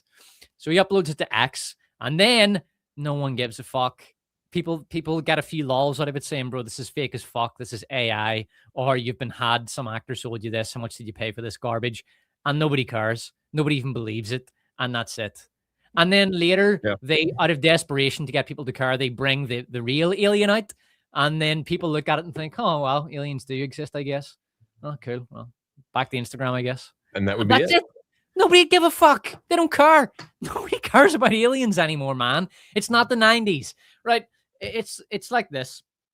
I read this article, this brilliant article once, and it was something like it was by Morgoth's Review, and he was writing after the Mexican government had apparently pulled a bunch of extraterrestrial bodies into the national parliament to unveil the extraterrestrials, and nobody cared. And he said the reason nobody cared is because this is essentially Playboy trying to compete with Pornhub. This old sort of, it's all a conspiracy, alien boomer nonsense just cannot compete with the hardcore news cycle you get on X and on different parts of the internet now. People are switched off to that shit and they just don't care. So it's the very premise of Disclosure Day that people would even give a shit about any of this. No, at this stage, people have either made up their minds or not about whether aliens exist or the US covered it up. Nobody really cares anymore. And it's not even a concern. I was watching Risky Business yesterday. It's one of Tom Cruise's first movies, and there's a reference in it. So Tom Cruise sinks his father's Lamborghini or something in a local lake, and then they call the mechanics to come and pull it out, and the mechanic makes a joke to Tom Cruise. He says, "Are you the U-boat captain?" And it took me a few seconds to get that. And I realized, oh, that's a funny joke, right? But you couldn't make that joke today because that was a movie, I think, made in 1983. And the culture, your average American still knew what a U-boat was. They could still get that cultural reference. And a lot of people watching the movie would actually have fought in the Second World War and would have had concerns about U-boat if they were going across the Atlantic. So, but you couldn't make that joke today because the culture is simply too far removed from World War II. Only a tiny minority of the audience would get that joke. And that's what's going on with Disclosure Day. It's a movie that it's drowning in the cultural concerns of 70s, maybe the 90s. Like you could push it as far as the 90s, that kind of X-Files type generation media, Independence Day. There was a big sort of alien revival in the 90s, but not really since. And it's just very old-fashioned and out of date. It's a profoundly dated movie. Yeah. Characterization's terrible. The action is terrible. The CGI is terrible. John Williams' score is fucking awful. It sounds like an AI imitation of a John Williams score. It's just dread. The pacing is fucking awful. Long sections of this movie are incredibly boring. They stretch on way too long. Nothing happens. There's no action. Two of the characters just disappear from the plot. Roy's girlfriend, the girl who was going to be a nun, she's in there for a while, and she's supposed to be a very important character, and then she just vanishes. And there's another character, I can't even remember who it is, but there's one other character that just vanishes and doesn't come back. John Walker. John Walker's there for a minute, just being a douchebag, and then they just are done with him. And he just vanishes, and it's like, why did you give these characters so much screen time? They have no impact at all on the plot, and they just vanish. It's an appalling movie. It really is Spielberg's worst, and I really hope he stops making movies. Yeah. Well, the issue is that they give you the whole point in the first couple of minutes. These people have information about aliens. They want to disclose it to the world, and this agency is trying to stop them. And then the next 2 hours is just a series of chases, not even really chases. That makes it sound too exciting. It's a series of people are hiding. Oh no, they're communicating with this Hugo guy who's fucking useless. Oh, that's another one where in the beginning of the movie, what's his name? Roy, something. He's calling Hugo and saying, I'm just going to release it. I'm going to release it to the whole world. And Hugo says, under no circumstance should you do that. You cannot just release this to the whole world. Then 2 hours later, 24 hours later in the movie, Hugo goes, okay, get to the news station and release this information to the whole world. Like, what the fuck were we doing? What was the point of any of that then? He could have used his laptop to put this on WikiLeaks, and it would have been over in 15 minutes. It could have been a short film.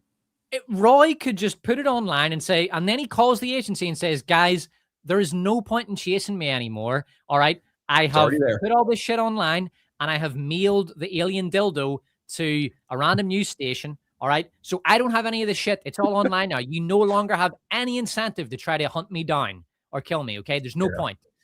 And that's it. He's home free after that. But so that's essentially like the A plot is the heroes quote unquote are trying to release this information while the bad guys try and stop them. But you've also got kind of the backdrop of what the aliens are trying to do, which is just not clear and seems to be backwards nonsense. And it reminded me of Arrival, but Arrival did this so much better and without like aliens that looked like they were from like the 1960s or something. Well, they literally looked like the South Park aliens. It's because you're not empathetic. That's probably why you don't understand what they were trying to do. Yeah, you're not empathetic, Random. But the aliens are empathetic. The aliens that kidnapped 2 children from their bed at night, they're the empathetic ones.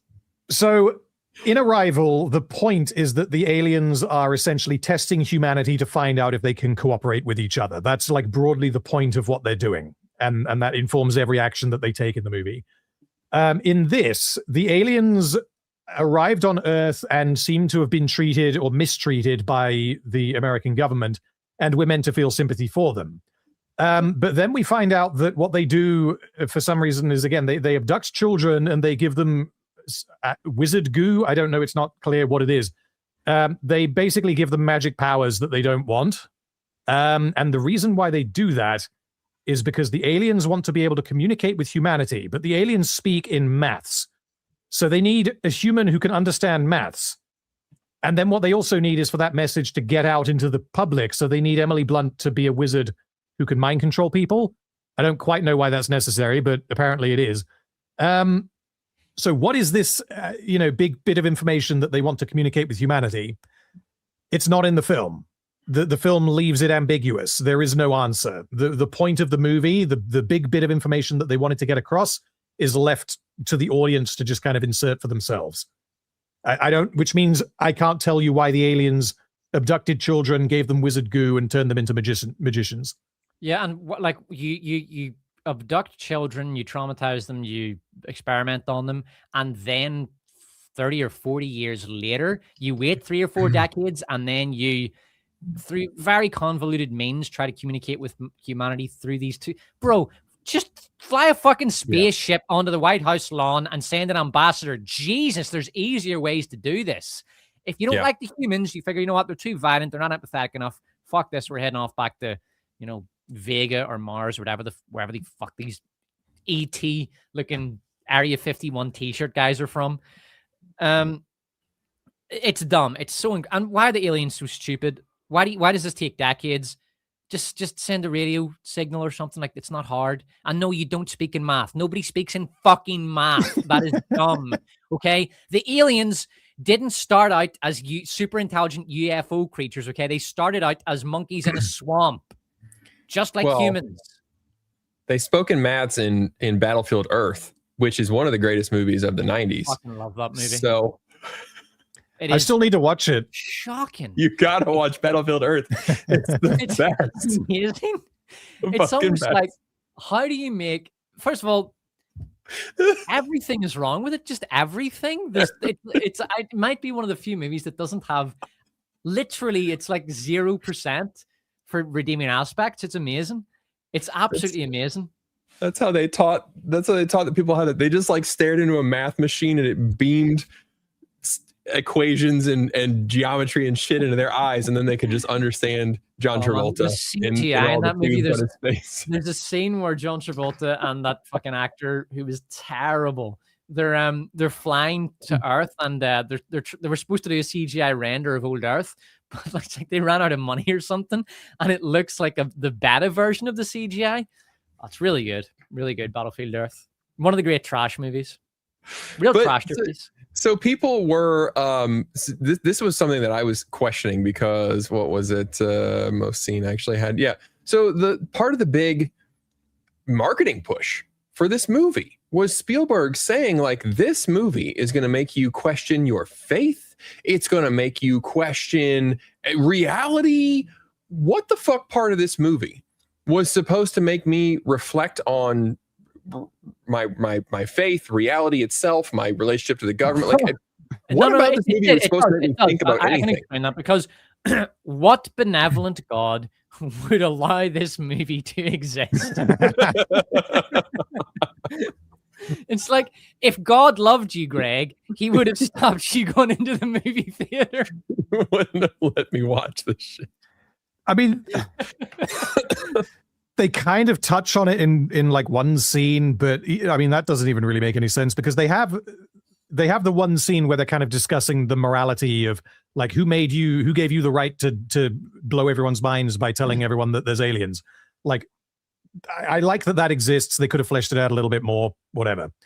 But then the response to that from the character who, I believe it's from the character who used to be a nun.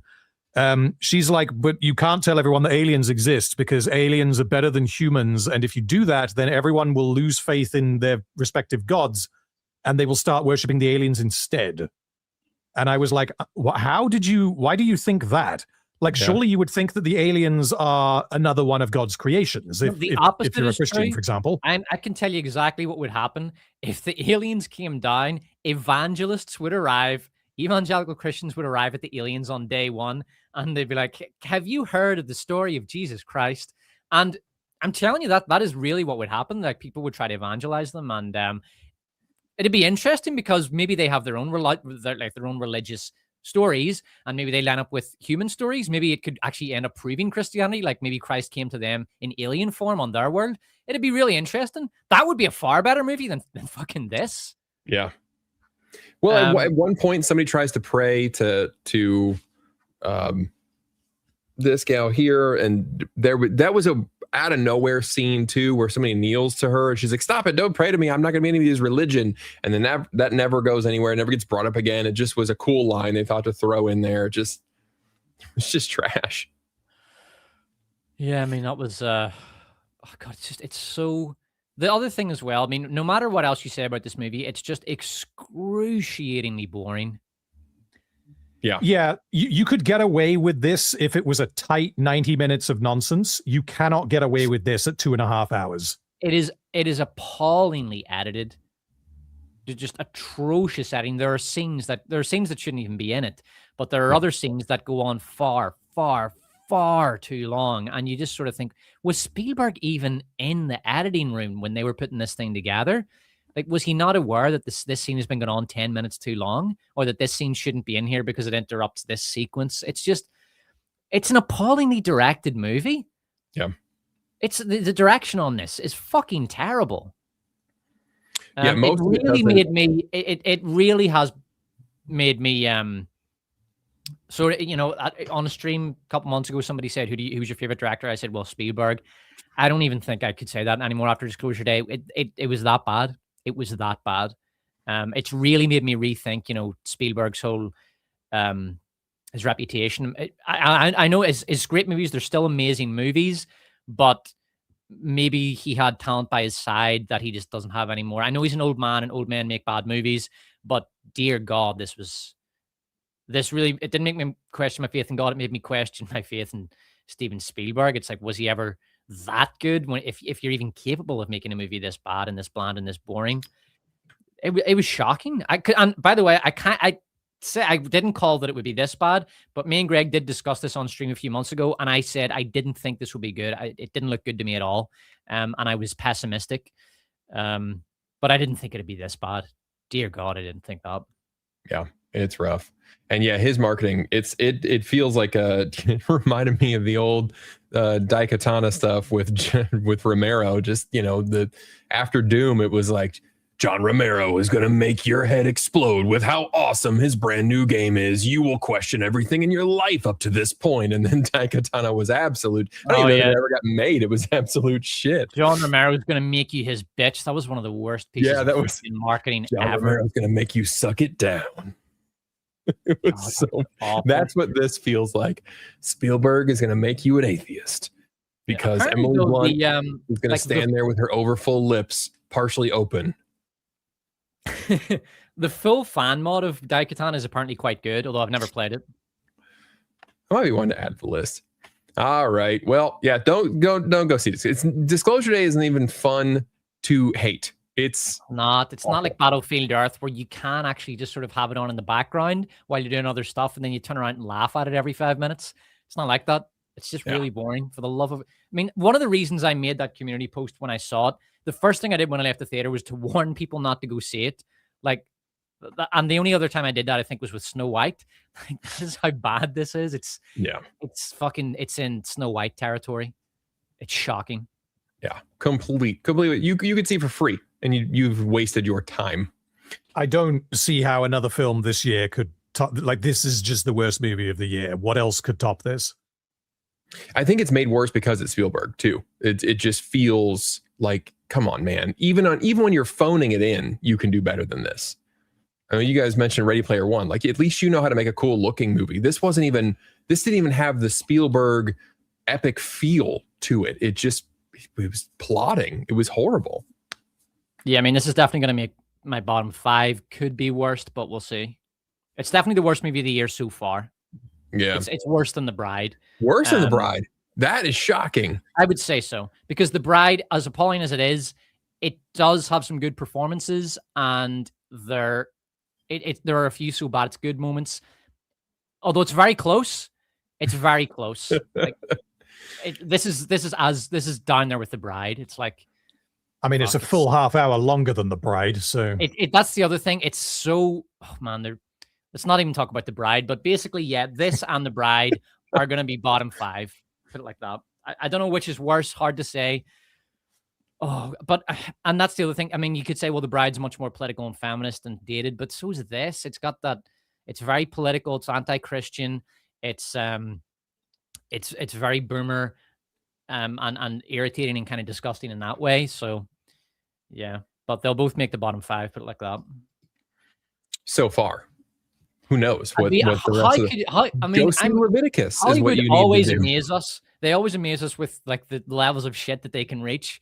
It's the sad thing, man. I never thought I would see Spielberg make my worst of the year list, but yeah, go check out Leviticus. Oh, One Night Only is going to be later this year. We still have that to look forward to. That's the one where it's like The Purge, except people can only sleep with each other one night a year when they're single. So it's a rom-com about 2 people on the night where everybody's fucking and they're trying to find love. And hold on, I don't understand what's happening. It's illegal to have sex. Yeah, if you're single, except for one night a year. Wait, hold on, wait. Why? But if you've not had sex with your partner, then you're still single, right? I mean, if you're going out with a girl but you haven't had sex, then you're not really in a relationship, right? I don't know. I don't know how the logic of the movie works, but that is what's happening. Is that Or what if I Only just one say night a I'm, year. I'm not single? It's all right. I can have sex because I'm married. One night Or is hookup night. Or what if I say no? She's just a side piece. I have a girlfriend, but I'm cheating on her, so it's not illegal. I don't. Well, you had to be married, so I don't know. I don't know how that would work. If you can, well, it would be illegal for her to have sex, but not you because you're the married one, I guess. Fucking patriarchy. But how are they enforcing this? Because like the Purge movies are really, really, really dumb. But at the very least, in the case of the Purge, you know, if you go and rob a bank, generally there is going to be someone there to stop you. And the idea of the Purge is that there won't be, and you can just rob the bank. With this, are people like, do they have armed guards outside the bedroom 364 days a year stopping them from having sex?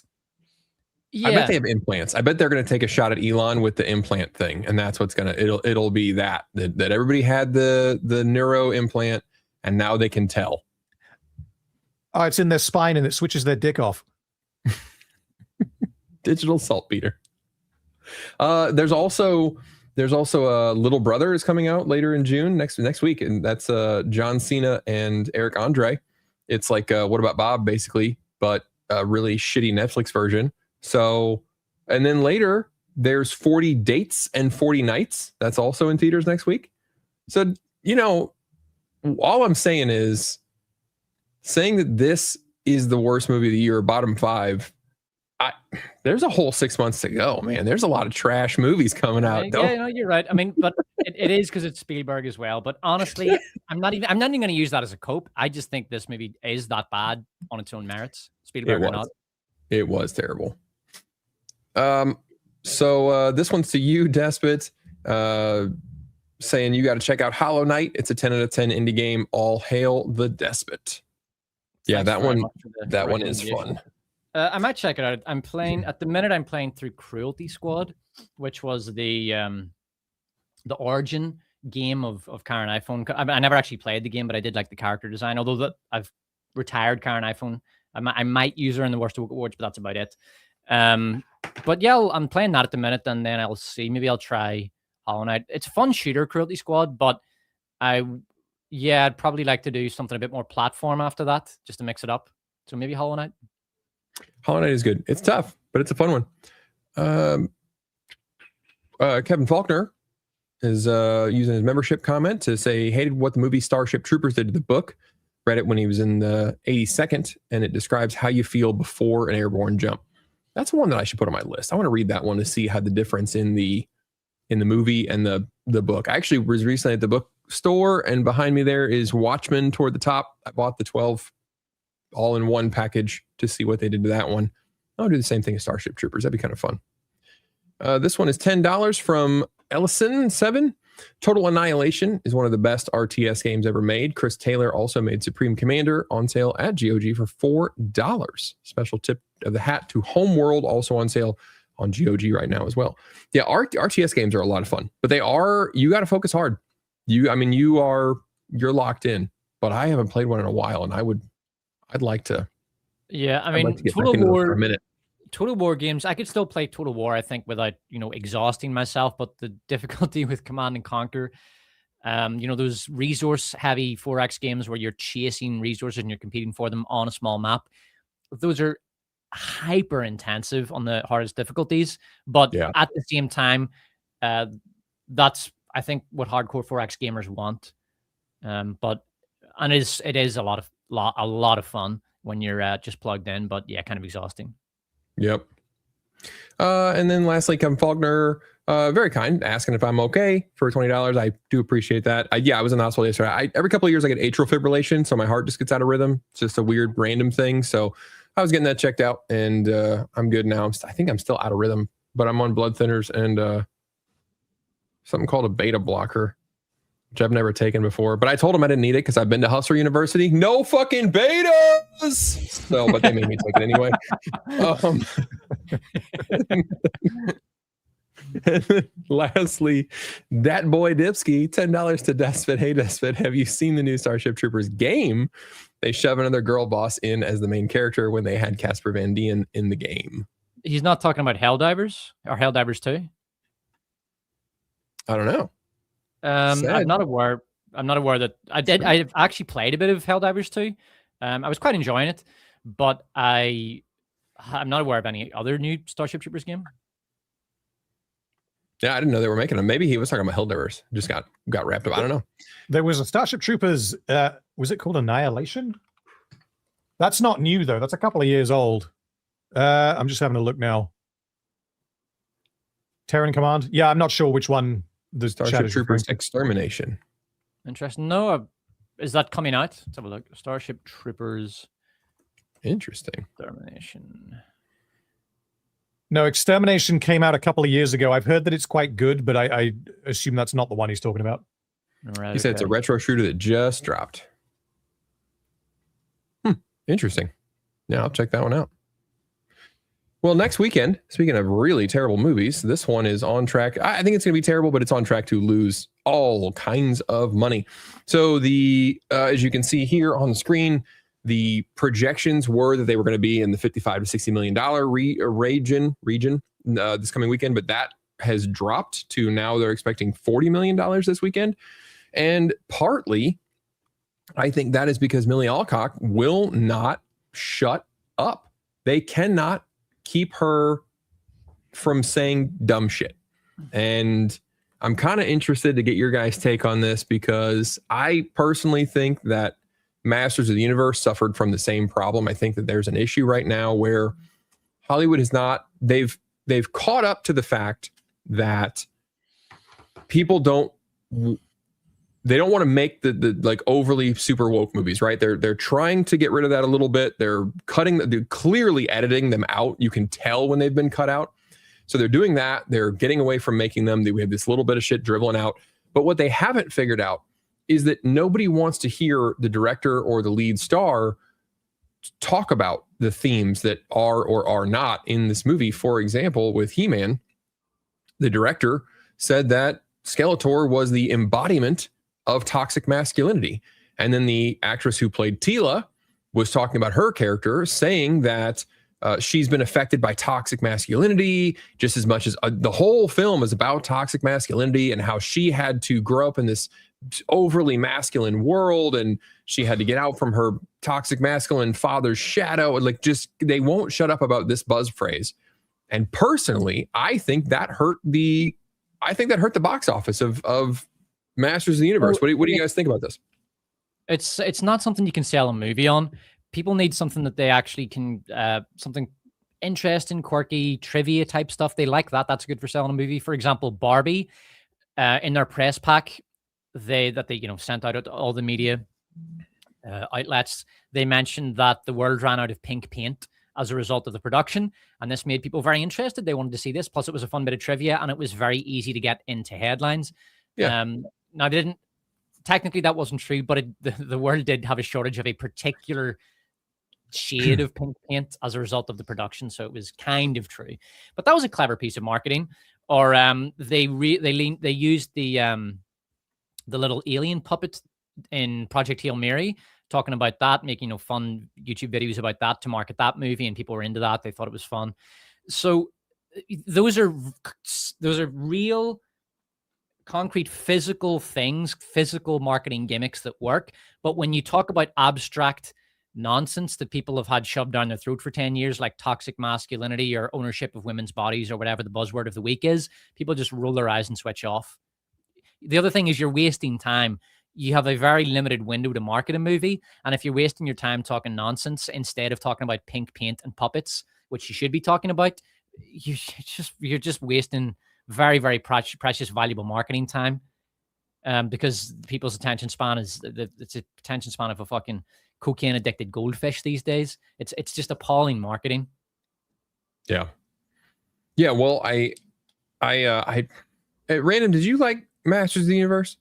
I have mixed feelings on it. I don't think I would say that it was good, but I had a lot of fun with it. I think that it is frankly bizarre that they spent $200 million on a He-Man movie in 2026.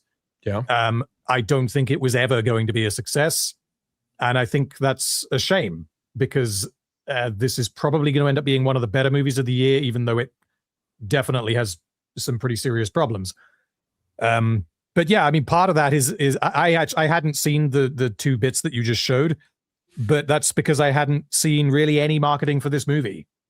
I had seen that the trailer showed up on YouTube, and that was it. That is all that I had seen. So I think a lot of people just didn't know that this was happening. Yeah. And you know, who is the target market for this movie? It's men who are going to be in their 30s or 40s now, who used to watch He-Man when it was on in the 80s, and that audience evidently doesn't care enough about He-Man to go and watch the film. It seemed to me like they were trying to, because this was presumed. Do you guys know if this was greenlit as a result of Barbie? Because they're both owned by Mattel, and I'm assuming that was the case. That's the rumor. I believe that is correct.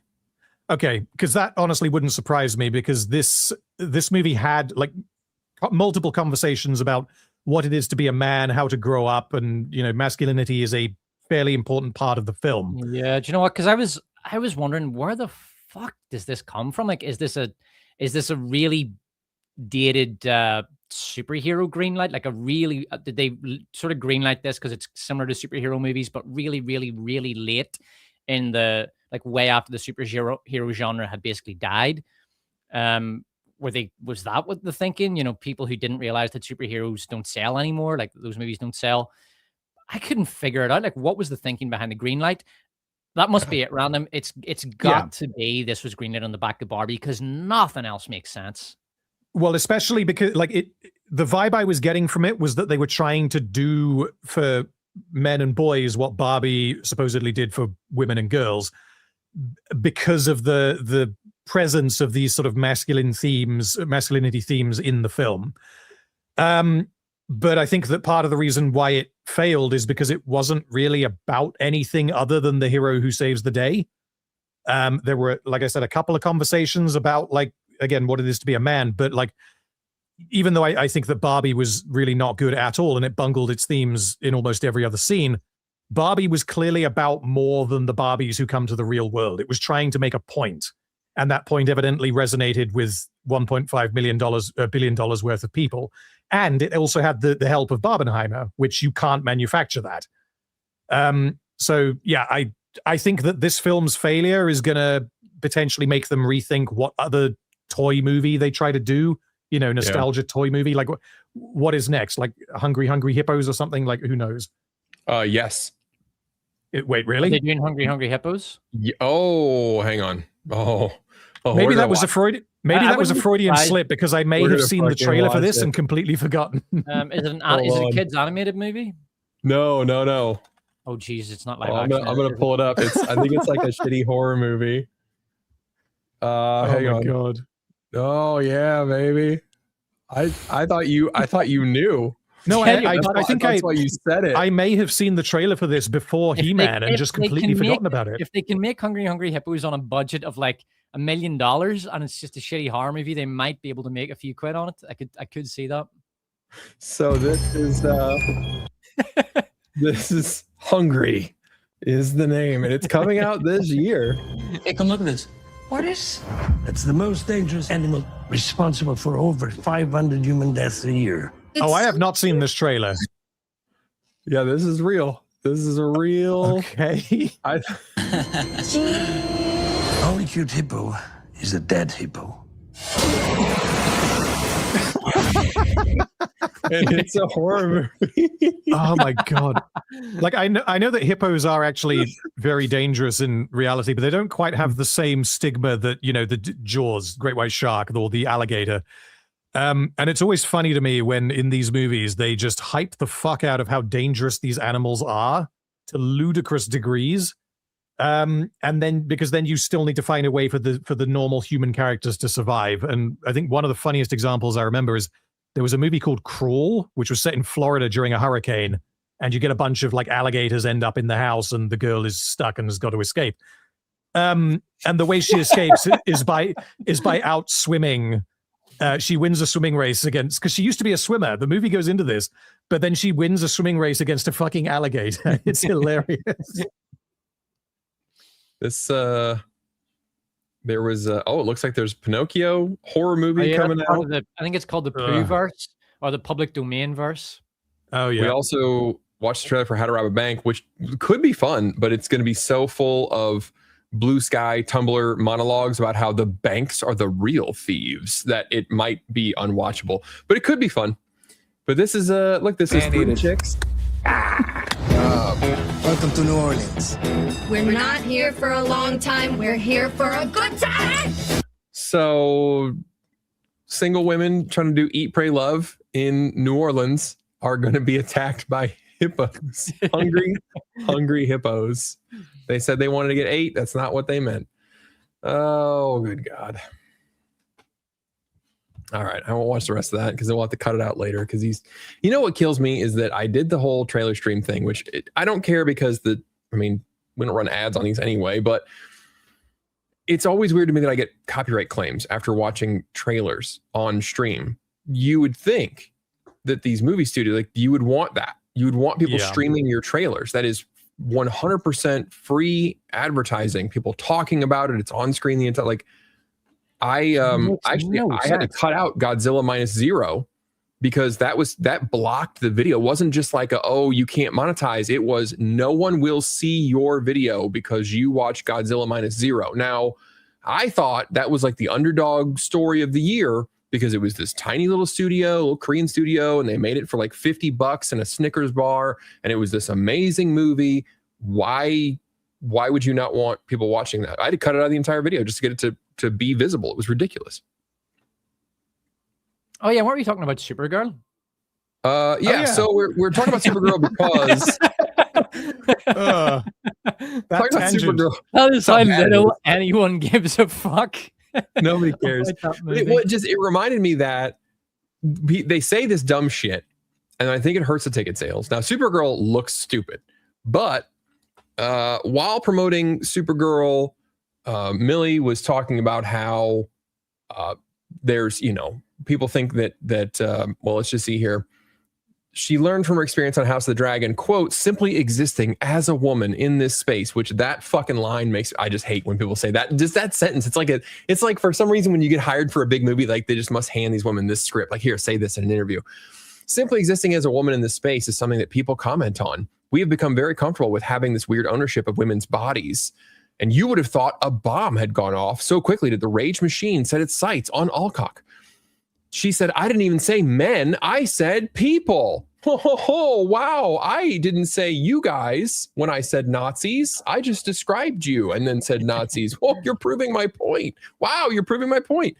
So she says this, and then she follows it up with, I guess women know that this is just how it's always been, unfortunately. And it's from a lot of people whose profiles have no photo, their burner accounts, or someone's name, and then data for Christian, which is hilarious to me. But I mean, hey, whose opinion do you really care about? If you're pissing the right kind of people off, you're doing okay. So she puts this out. She says this, and then last week was being interviewed by Pink Magazine or something.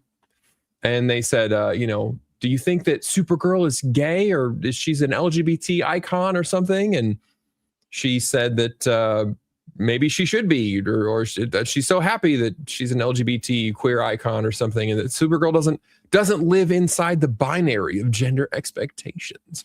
So, yeah, Millie is out here absolutely tanking this movie that was already going to do poorly because all the hate that she got was because the trailer looked like shit.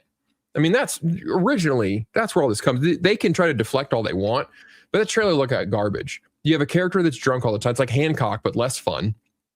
She's not taking it seriously, which is why I actually did not like Masters of the Universe. I couldn't have fun. I couldn't have fun because the movie kept reminding me that it was dumb, and thereby I was dumb for trying to enjoy it. It wouldn't let me enjoy it because it was constantly trying to undercut what it was doing. That was one of the biggest problems I had with it. Is it would present something that was silly, and it wouldn't do it earnestly. It would do the sort of wink, wink, nudge, nudge. We know that this is dumb, which it undermined what they were trying to do, and it undermined the comedy. Yeah, which it drove me crazy. But I think that's what I see in the Supergirl trailer. She's drunk. She's constantly wearing this trench coat. She just doesn't get it. Oh, she's just super just slumped over and I don't care about anything. And so if your main protagonist doesn't care, then why should anybody else care? And so nobody's going to go see this movie, and they were trashing the trailer. And of course, Millie has been told by everybody that she's surrounded by, well, they just hate you because you're a woman. We women have always known that the chuds are like this. And so, yeah, the tagline, truth, justice, whatever. Okay, why the fuck am I going to want to see your movie? This is going to, I don't think it's going to even hit the 40 million that they're saying. I think that's too high. I think this is going to crash, and this is going to be the biggest flop of the year, in my opinion. I mean, The Bride would be the biggest. It would have real trouble beating The Bride. I think The Bride is actually the third biggest box office flop this century. Oof. So it's either going to be, I mean, Supergirl is going to be a massive bomb, and the fact that Millie Alcock has been running her mouth just makes it all the more pleasing to me that it's going to bomb. And I'm absolutely not going to pretend that I'm not enjoying this. I want it to bomb, and I will be gloating when it does bomb. I'm sick of superhero movies. I don't like Millie Alcock running her mouth like this. I don't like James Gunn's shitty James Gunn style. He's a one-trick pony. And I just want superhero movies to fuck off and stay fucked off. I'm absolutely not objective in this. I was sick of them years ago. I don't want them to make a comeback. I want this to fail. I said the same thing before Superman came out. I'm not objective here. I want this movie to fail. And I was right. It was terrible. Yeah. And it's gonna. And the crazy thing is, just selfishly, from a business perspective, I'm not going to go watch this movie next. I'm not going to rush out and watch this because there's no point. Like, nobody's going to even watch videos about how bad this is. And that's how you know things have gotten really terrible. I think Drinker and Nerdrotic will be able to get some decent views talking about how shit it is and how badly it's bombed, and that's it. Anybody who tries to jump on this bandwagon, like if you're a YouTuber, don't bother. You're not going to get the views. No, you won't even. You might not even get your movie ticket price back. It's going to be flooded for a couple of days. It really won't even get that many views. You're absolutely right. The streams will get something for a day or two, and then it'll be forgotten, just like Mandalorian. Nobody talks about that anymore. And that was a week and a half ago, 2 weeks ago. Yeah, it's gonna be absolute trash. But that's our show for today. We'll talk about it next time. We'll laugh and gloat and roast marshmallows over the fire of this wreckage when we see how absolutely little that it made in its first weekend. Well, it'll be 2 weeks, so we'll get to see probably the second weekend as well. Before we go out, this is one for you, sir. Actually, both of these. The Mad Matt gave you $20. Thank you very much, Matt. Howdy, gents. Just wanted to say a hearty thank you for all the laughs you've given me. Love your stuff. Oh, that's very nice of Matt. And this one is also for you, Despot. This is a correction. About the Starship Troopers. Correction from earlier comment. It was Starship Troopers Ultimate Bug War. Also, thank you for all your work, Greg and Despot. Love your videos. Well, thank you, Dipsky. Yeah, thanks very much. Appreciate that. Well, guys, that is our show for the evening. I'm afraid I cut off random because he had to leave for just a second. So hopefully he'll come back here while I'm blabbing. But I really appreciate you guys all hanging out, sticking around, listen to us complain about movies and stuff and games. And Despot, go watch Despot's feminist video. Go watch Random's Hasbin Hotel video. And I'll be having something here shortly. So thank you guys so much for hanging out. We'll see you next time. Thanks, guys. See you later.